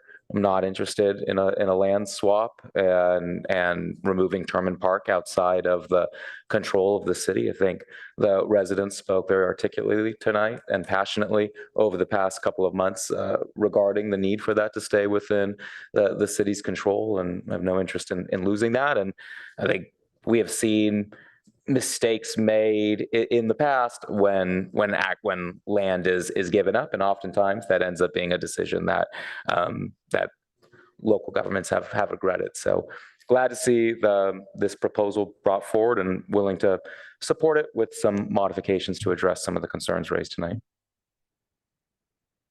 Councilmember Burt. Yes. So first, I want to address Councilmember Lowing's hope that the district can tell us when they might need the 20 acres back. So as someone who has been following this for a number of years, we've squandered many years because the city and leaders in the city wanted to pursue a plan that did not take into account what the school district's interests were. And in this more recent development, the district has said, we don't know when or for certain that we will ever need that land. We may have our own suppositions based upon future development and growth that it may happen sooner than they think. But either way, they're not going to be able to give us that answer. So premising an approach, once again, on extracting from the district something that they can't and won't provide us is not the surest and quickest path forward. That is just a repeat of what we've been going around in circles on for a number of years, because we kept saying, well, we'll do this plan, and then we'll insist that the district go into partnership with us in a way that they weren't willing or able to do so. And so we are not going to be able to, in all likelihood, get from the district that. Frankly, we've had the district's anticipated use needs for that site have changed 3 times significantly in the last dozen years. And the notion that they won't change again, I think, is not likely. Can I just address that? Because I happen to totally agree with you. What I was saying is, to get an answer is, if the answer is we don't know, then that's the answer. And we have to take into account that sometime they can take it out from under us, which then rolls back into the other stuff. Okay, well, that's not how you worded it, but I'll take that. That's why I'm clarifying. Okay.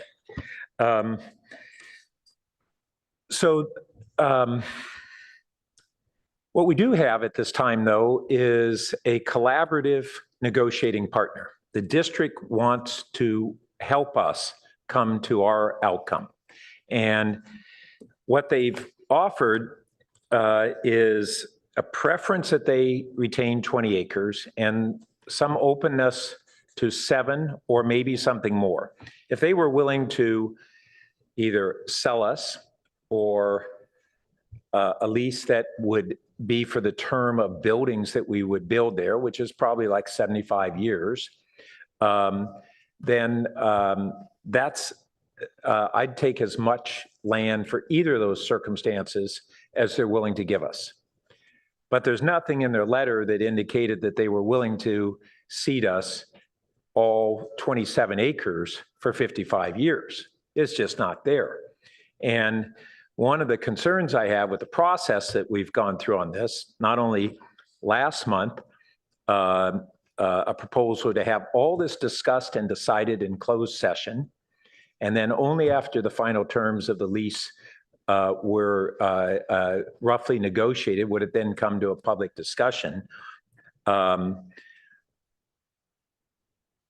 think we're going down a path again of pursuing what's in our interests and not what's we can work out with this collaborative partner. And I just want to add that I really appreciate the way that the district has come forward and said, we want to help you, and here's a framework that we'd like you to propose under.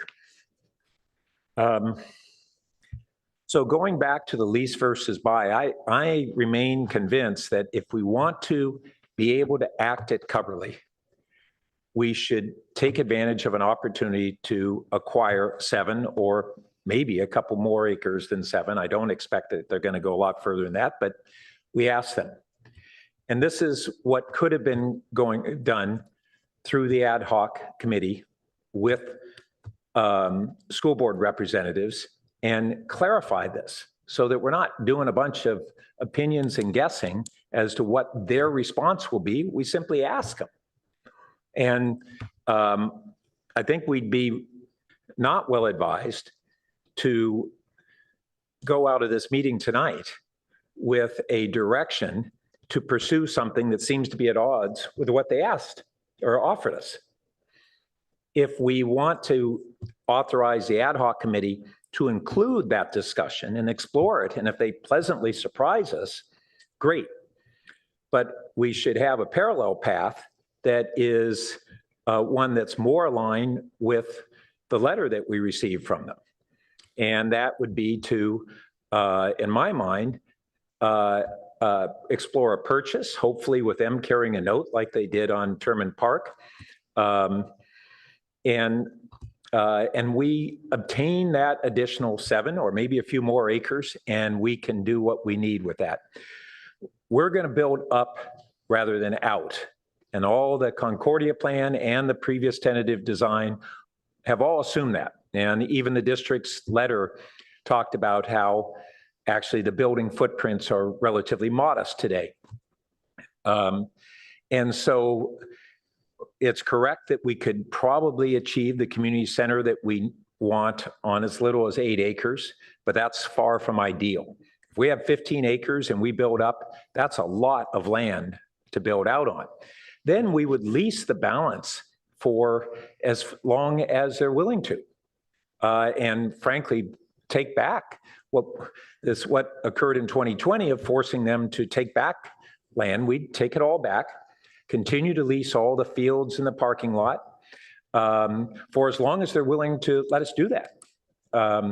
And so I think that that's the approach we should take. And I think this hope that they're willing to give us all 27 acres for 55 years is wishful thinking. And it doesn't make sense to me that if we're going to say, well, we're going to get all for 55 years, but we're going to be willing to give back to them the 20 as soon as they say they need it, that means we can't build on that 20 acres. So I don't get what the point is. And then we'd end up still not owning the 7 or more acres for a total of 15 or more. So that's my perspective. Councilmember Venker. Thank you, Mayor Koo. Listening to all of this, what I wonder is, whether we could, for speed, pursue a ground lease to the 7 we know they will offer with an option to purchase so that we can explore how much and where and exactly, how that would work and get moving now. And during that negotiation, ask them, just as you suggest, Councilmember Burt, how much more might you offer us and what terms? And then we could figure out, what the right price would be such that if we had to give it back, or what the right buildings would be on parcels we might have to give back, just as you suggested. But I'm wondering if, to get going, we could do the ground lease with an option to purchase and work out that purchase suggestion. Well, I guess I should ask staff whether that's something doable or you have concerns about that. Well, I think the challenge, or certainly conceptually, it sounds fine. The challenge really does come back to which 7. And if we're asking the district to agree on a specific 7 acres, quite frankly, I think it will be problematic. Well, I guess what I'm suggesting is with the proposal to try to get a ground lease to all of it, we just don't know what they're going to say to that. And if, in the exploration of that, during that time, so we would have the same problem. If they say anything less than all 27, we're going to have to figure out where those lines are too. Well, as Director O'Kane pointed out, we have a pretty good sense of where their permanent interests are in terms of access to Greendale and in particular, and certainly in the short term, their current uses. So I think those are fairly well defined, but it's taking into account the needs for future school uses that we believe would be problematic to try to resolve in the near term. Okay, I just think that we may end up doing that anyway if we ask the question and they give us less than the whole space. Would we not? I mean, I listened to you. You mentioned they would want access to Middlefield, which makes sense to me for ingress and egress to the school. But I guess that's what I'm sort of struggling with, is that unless they say the whole thing, we're going to have to figure out where to carve it up outside of the acre for Greendale, et cetera. Yeah, just to clarify, when I say access, again, in our report, we said less than 27 acres. It is with the understanding that they need access to Greendale. That's different from my response to the earlier question on whether our purchase of the area outlined by the existing buildings would leave a developable school site. Yes, no, I understood that, and I'm sorry if I confused the issues. I was trying to say outside of the Greendale access. I guess let me just go back to setting aside the Greendale access. If they say anything less than all that they would do a ground lease, we're going to have to draw some lines, right? And aren't we back to the same issue as we would be with which 7 acres? I mean, if they say 10 acres, we have the same problem. So if we buy 7 or do a ground lease to 10, we have the same line drawing exercise, I believe. Well, again, just to be clear, we're only assuming that the access to Greendale will be what they would need to retain in the near term. What you're suggesting is a larger area of reservation, and it's certainly possible that the district could say that that's their need, but that would not be consistent with the informal conversations we've had to date. I see. So your expectation is that the 55 years could be for all 27? Again, with the understanding that that would allow us to do the overall planning and improvements effectively on the acreage that the city expects to retain for a longer period. Whether it's only 8, it would allow us the time to plan and sequence things around the 8 in order to make the improvements, or if it's 15, to do so on a larger footprint. Thank you. I don't see any other lights. So I think my colleagues has kind of mentioned or have their questions answered, which I was going to ask. So we are actually going to move forward, but I see a light from Councilmember Byrd. Yeah, I just didn't know if we were going to have another round. Oh, if you'd like to, go ahead. So just in terms of this issue of both which specific 7 plus hopefully 7 or possibly more acres combined with our 8, where that might lie, I think we have a lot more latitude than we're assuming. Because the actual footprint of future buildings that we would put, if we go up, would give us, so that we're not building out on that whole 15 acres if we had 15 acres. And so we could draw that line so that it is still would accommodate good access for a school site. But I also want to note that on this issue of which land, that the district's letter is a lot more flexible than I think was intimated. It says, moreover, we are flexible about the exact location of the city's acreage based on the needs of the city's planned development, subject only to a few limited considerations for the future school site, like street access and neighborhood proximity. When I look at the map, I think we could readily identify our 15 acres in a way that would not interfere with them having a future school site with full access from Middlefield. So I don't see that as a problem. And I also want to say that I don't believe that a purchase would result in any significantly more expensive utility relocation. And for that matter, the cost of utility relocation compared to probably at least $200 million for a community center there is really modest. That's not what should be driving this decision. And if we have access from Middlefield for the school, then they have a ready access to put in new utilities. It's just not a big thing. And I assume that they're going to want their own feeds if they ever build a new school. I just don't see that as a big issue. So I would really encourage that we tonight refer perhaps 2 directions to the ad hoc. One that is the one that maybe would be our ideal, but may not at all be aligned with what the district is going to do. And the other that is where we would purchase as many acres as they're willing to have us purchase and explore them carrying a note under reasonable terms, which we hope they would do similar to how they did with the prior acquisition of Terman. And just one final note for the Terman representatives, that land swap was only considered because Terman fields are different from every other parkland that we have in the city. They are the playing fields for Terman or Fletcher Middle School at this time.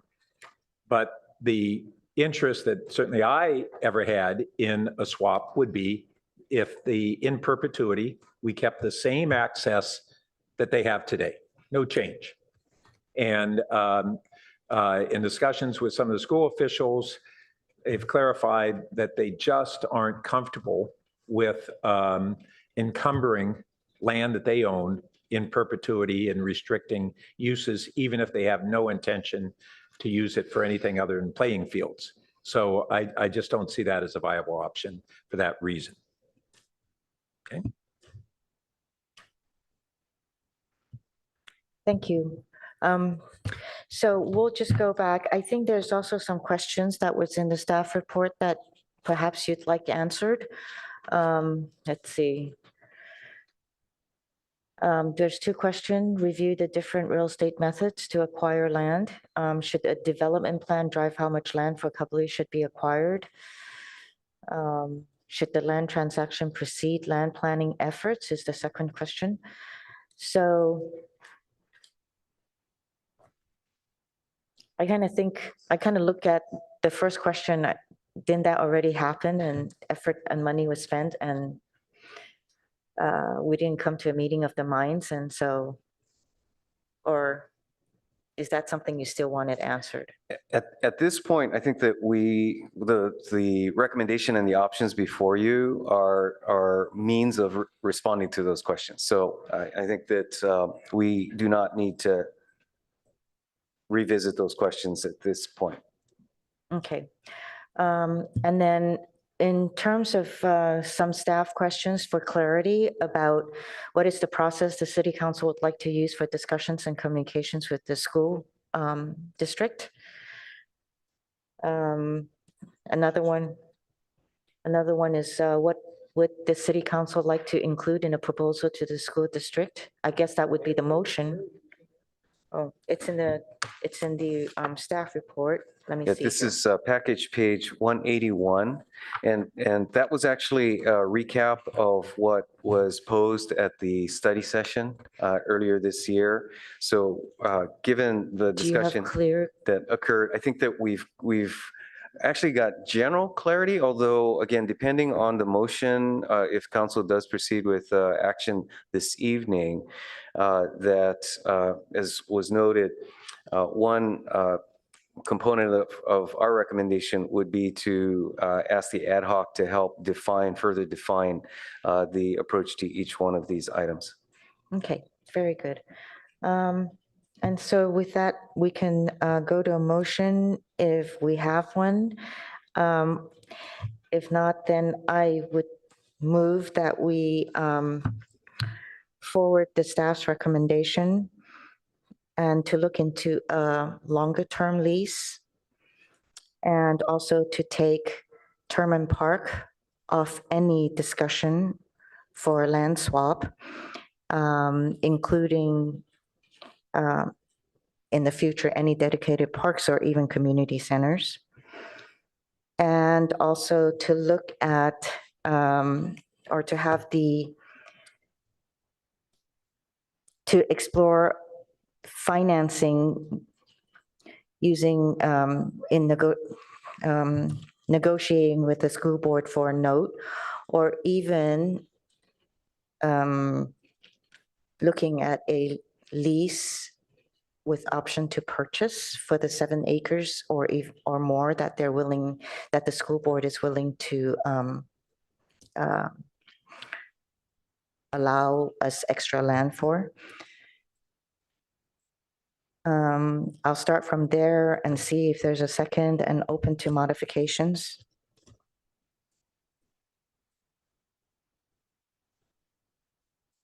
Well, I'll second it. Oh, okay. Yeah. And then I think the second option sounded like that was to explore financing for a purchase of 7 or 7+ acres. Mm-hmm. But with the lease, what I'm looking at is what you recommend, what the staff have recommended for the entire site. But if we'd still want the 15 at the end to own 15 acres or slightly more, then we explore purchases with a note or with lease with option to purchase.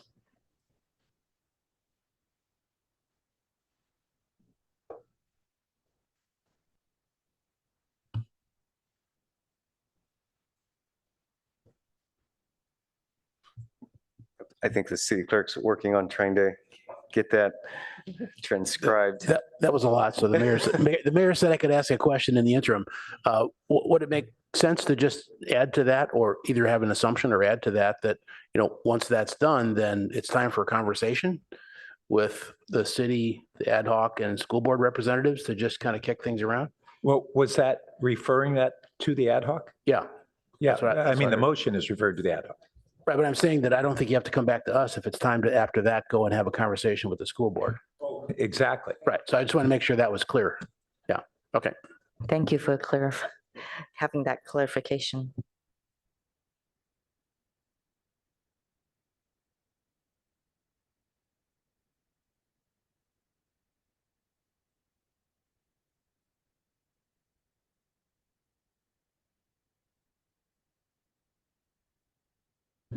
just to avoid anyone else having to point this out, Terman is capital T-E-R-M-A-N. Thank you.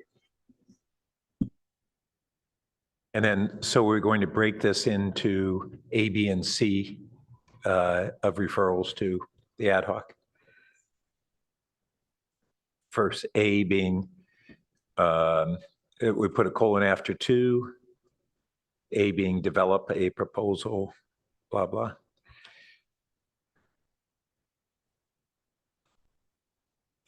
And B,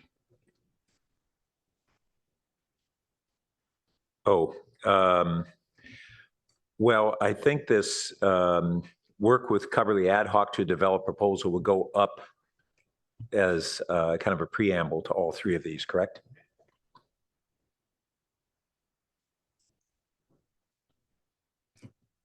So Yeah, you direct say, staff to work with the Cubberly ad hoc to develop a proposal.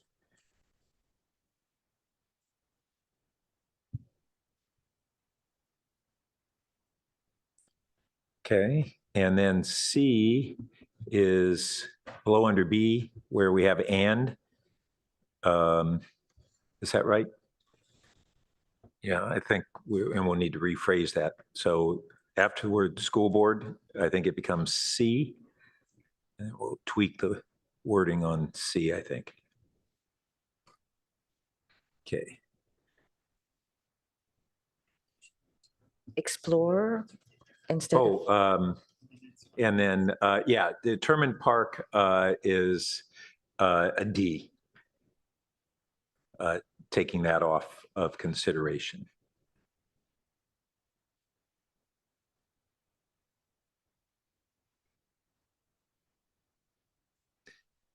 And then I'll try and work at rephrasing C as soon as you've done that. And Mayor, let me know if I get any of this wrong. okay, yes, thank you. So under C, explore a lease with option to purchase of 7 acres or more. Yeah, if the school district, we need to add district, is amenable to more. You could just do a period after more. Yeah. Yeah, just a period after more. Because all these are, we're going to explore with the district.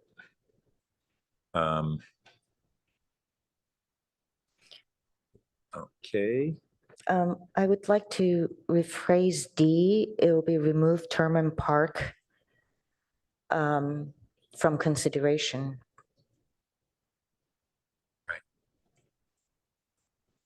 And we should probably say land swap. Yeah. Because that's what it was referring to.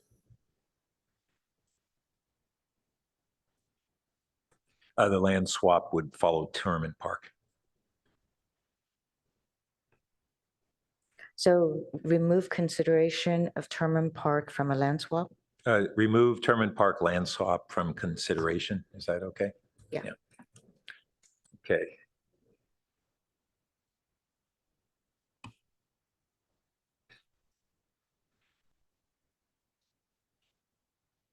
Now, under C, if the district said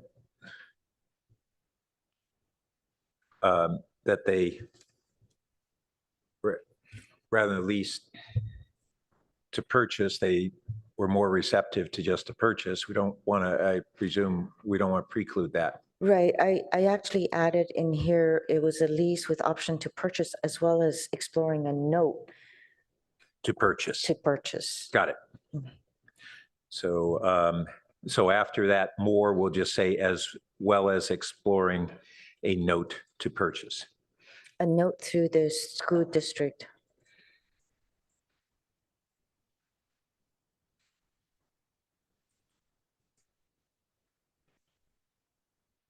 Now, I don't know if staff has any other cleanup to make this even clearer.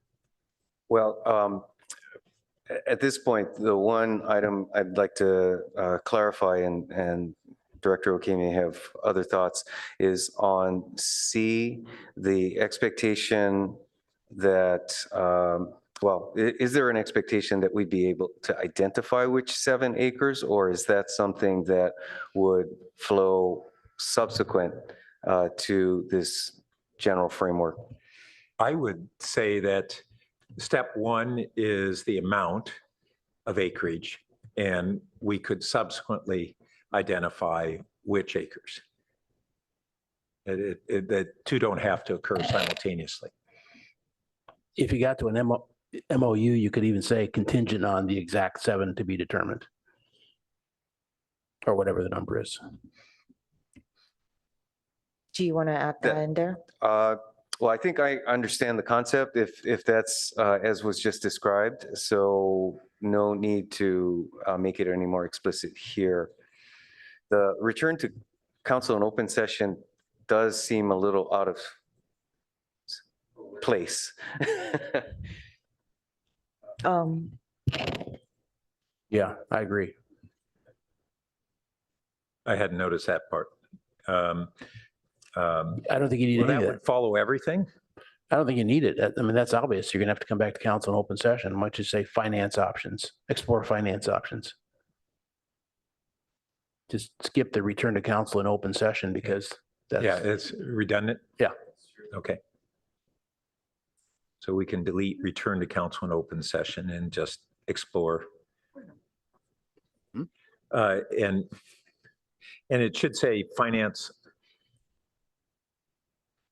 options to purchase, right? What So- happened to our 7, let's see. Yeah, given that, B could actually be deleted altogether, it would appear, since you've got the exploring note under C. Right. Yep. So B we don't need because we've really covered under what is now B. Perfect. Are you going to come up with other financing options? Besides the 2? Not Do that we I'm want to leave aware open? of. So I actually think this is fine. And obviously we can work with the ad hoc if there are other ideas that come along the way.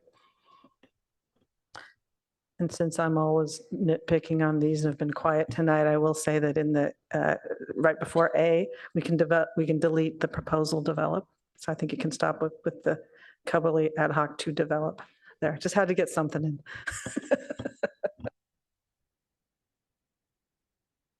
Does this look okay to staff? It does. Thank you. I think, council members have spoken to this already, and I want to thank staff for coming up with this proposal and also for the great discussion that we had on council. I want to thank the residents who brought forward their thoughts and knowledge, institutional knowledge about Terman Park and providing it to us and also fighting for it. If we didn't have our dedicated parks, things would be built all over it. But also, if it can happen to Terman Park, it can happen to other neighborhood parks. So we want to keep that in mind. Also, I do want to thank the school district and hope that we will continue with our friendly negotiations as it is something that will benefit the city of Palo Alto, all of us. Councilmember Burt, would you like to speak to your second? Only that I just wanted to get clarification on B, that it would not preclude the purchase and whatever lease we can negotiate for the balance, correct? Right. Yeah. If it ends, go ahead. Well, I was going to suggest explore a lease with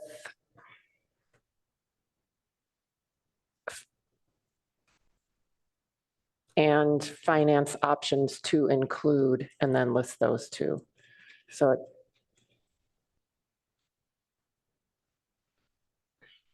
But the lease we're referring to is really for the entire acreage. So your original. So, okay. so explore leased, and that lease may not be for 55 years, but a lease for the entire district site. Oh, I Is think I that meant, not A? sorry. I'm Is sorry. that correct? Is that A? No, this is under B, that if it's a lease purchase, is the lease limited to the 7 acres, or is the lease potentially for all the site and the purchase option for the 7 acres? Why would we not want to have, and it may only be a 5-year lease, a 10-year lease, a 20-year lease, not a 55, but we'd still want to, we're going to plan to continue leasing the balance. So it's, if we have a lease to purchase, is the intention what? Well, we aren't giving a direction on the balance of the site unless we clarify that. Doesn't 7 or more acres work? Oh, can we, somehow I lost it on my screen. There we go. That's the purchase of 7 or more acres, not the lease of 7 or more acres. So when we say explore a lease, we just need to clarify, are we talking about exploring a lease for all 27, which, and if so, then that's what I'm saying we should add to the language. I think we should add it to. Because the otherwise it's language. ambiguous whether we're talking about just leasing the 7. So just purchase or lease? But we don't want to limit it just to 7 No, acres. We explore a wanna- lease for the entire site and options to purchase 7 acres or more. So you're talking about a short-term lease instead of the ground lease? Well, a ground lease for, no, it's Right, not, but- it's ground lease for what term? Right, but It's doesn't not a A, short-term lease necessarily. It's- I agree. I just think A covers that. Pardon me? Why doesn't A cover that? Because that isn't, Yeah, I think A is the ground lease for all of it, and then B was supposed to yeah, be, but A is a 55-year ground lease. that's why I and- was asking about short-term versus 55. Well, you say short-term, and I don't agree with that descriptor. It's Not a ground 55. lease for some undefined period. We don't know what they'd agree to. It could be 5, 10, 20 years, but it's not the long-term lease. So I wouldn't call, Okay. what's the length of terms of the leases that we've been having with the district? 5 years? Are they rolling 5 years? Yeah. So I don't know, it's 5 years. They might agree to something more than that. I'm just saying that it's, I understand. Yeah. It's just a different concept than what I had thought was in play, but it's an okay concept. I had thought we would look at the long-term ground lease for all of it and explore an option to purchase the 7 and just only have 2 moving parts. We could always revert to a 5 or 10, or I don't want to say short term because that apparently isn't a good Yeah, term, but if you want to do it that way and others concur, yeah, we I don't want to I box don't object. ourselves into the only lease option we have is one they turn down, which is the 55-year. We want to be able to have a lease option for as long as we can get.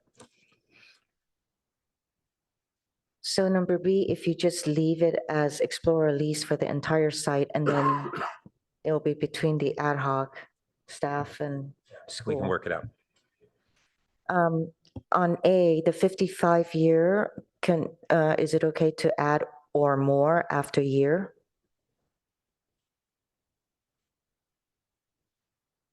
You said maybe 75, right? So let's just add or more.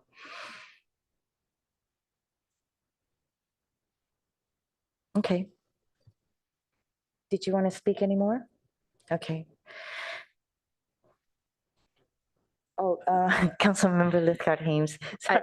No worries. I just wonder if under A, we should say 55-year more ground lease with a lease back provision for whatever the school district might need. Or does that not need to be in here? I'm really looking at staff on this. What? I agree. You agree?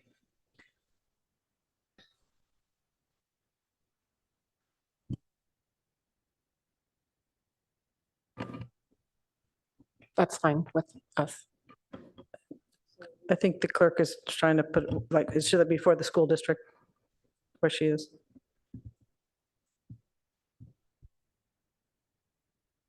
I think that with a lease back provision would come at the end. I think it's a 55-year or more ground lease with school district of the portion of Cubberly owned, the option for lease back, I think, comes after the final comma.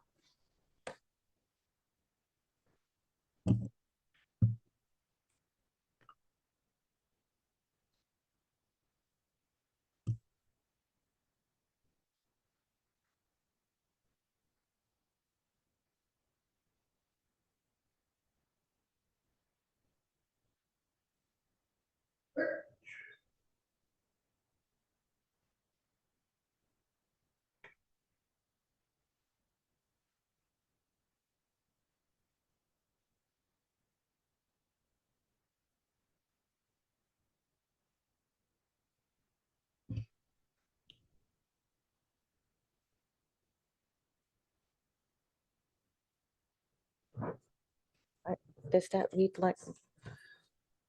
Yeah, it doesn't know. Develop a proposal for 55-year or more ground lease with the school district for the portion of Cubberly site owned by the Palo Alto Unified School District.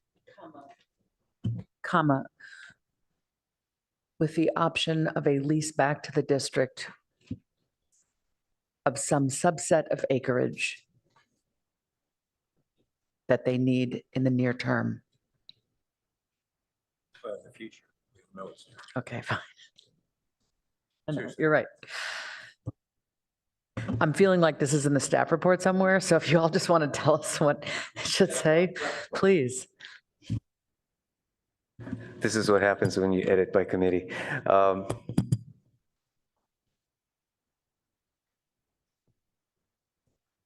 I think this is going to require a little bit of cleanup, but we got the concept. So, and just trust us on that.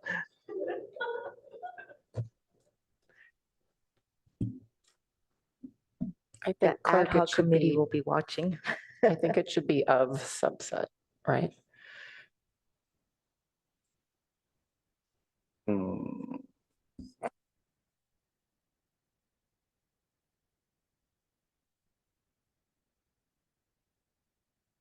A subset. A subset.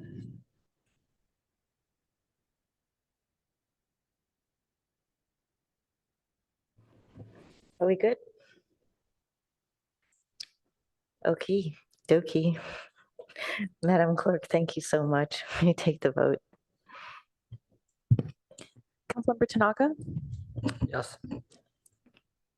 Councilmember Lithcott Hames, Yes. Vice Mayor Stone, Yes. Councilmember Vinker, Yes. Mayor Ku, Yes. Councilmember Lowing, Yes.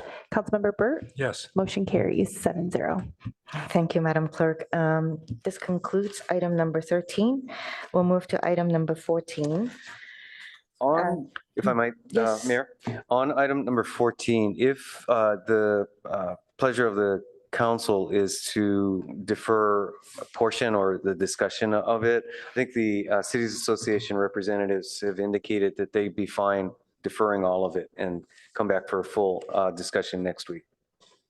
Okay, so what do you say, colleagues? It is 9:53, almost 10. Yes, we'll have to go back to public comment on items not on the agenda. So if you're all good with deferring this to another date, then let me Yeah, I know. think for obvious reasons, it's even later to us than 10:30, given what we've all been through tonight. So Madam 10 Attorney? o'clock, sorry. So you usually take a vote to continue to a date uncertain, and then that allows you to. Actually, I think we're suggesting next week because the Cities Association does have a date of November 9th, I believe, for them to take their follow-up action and are seeking feedback from cities prior to that. Then your Okay, continuation would be to next week. Yes. Do we still need to take a vote? No. Yes, please. We still need to take a vote. Okay, so motion is to defer item number 14 to October 23, 2023. I'll second that if it's, you just made the You motion. make it. I made it? Yes, second. Okay. Councilmember Venker, second.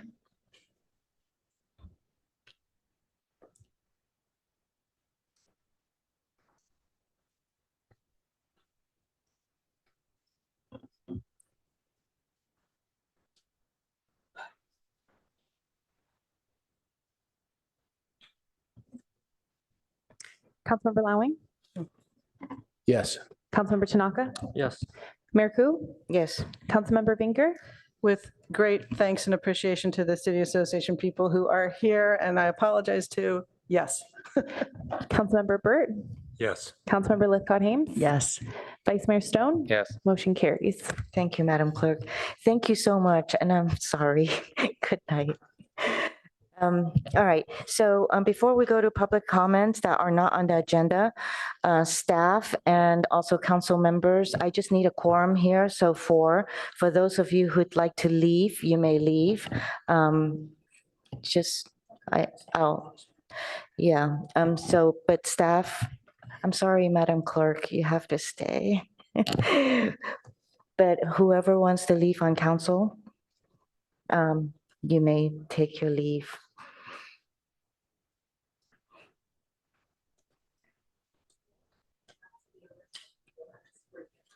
Not taking new comments, only the people that are signed up already.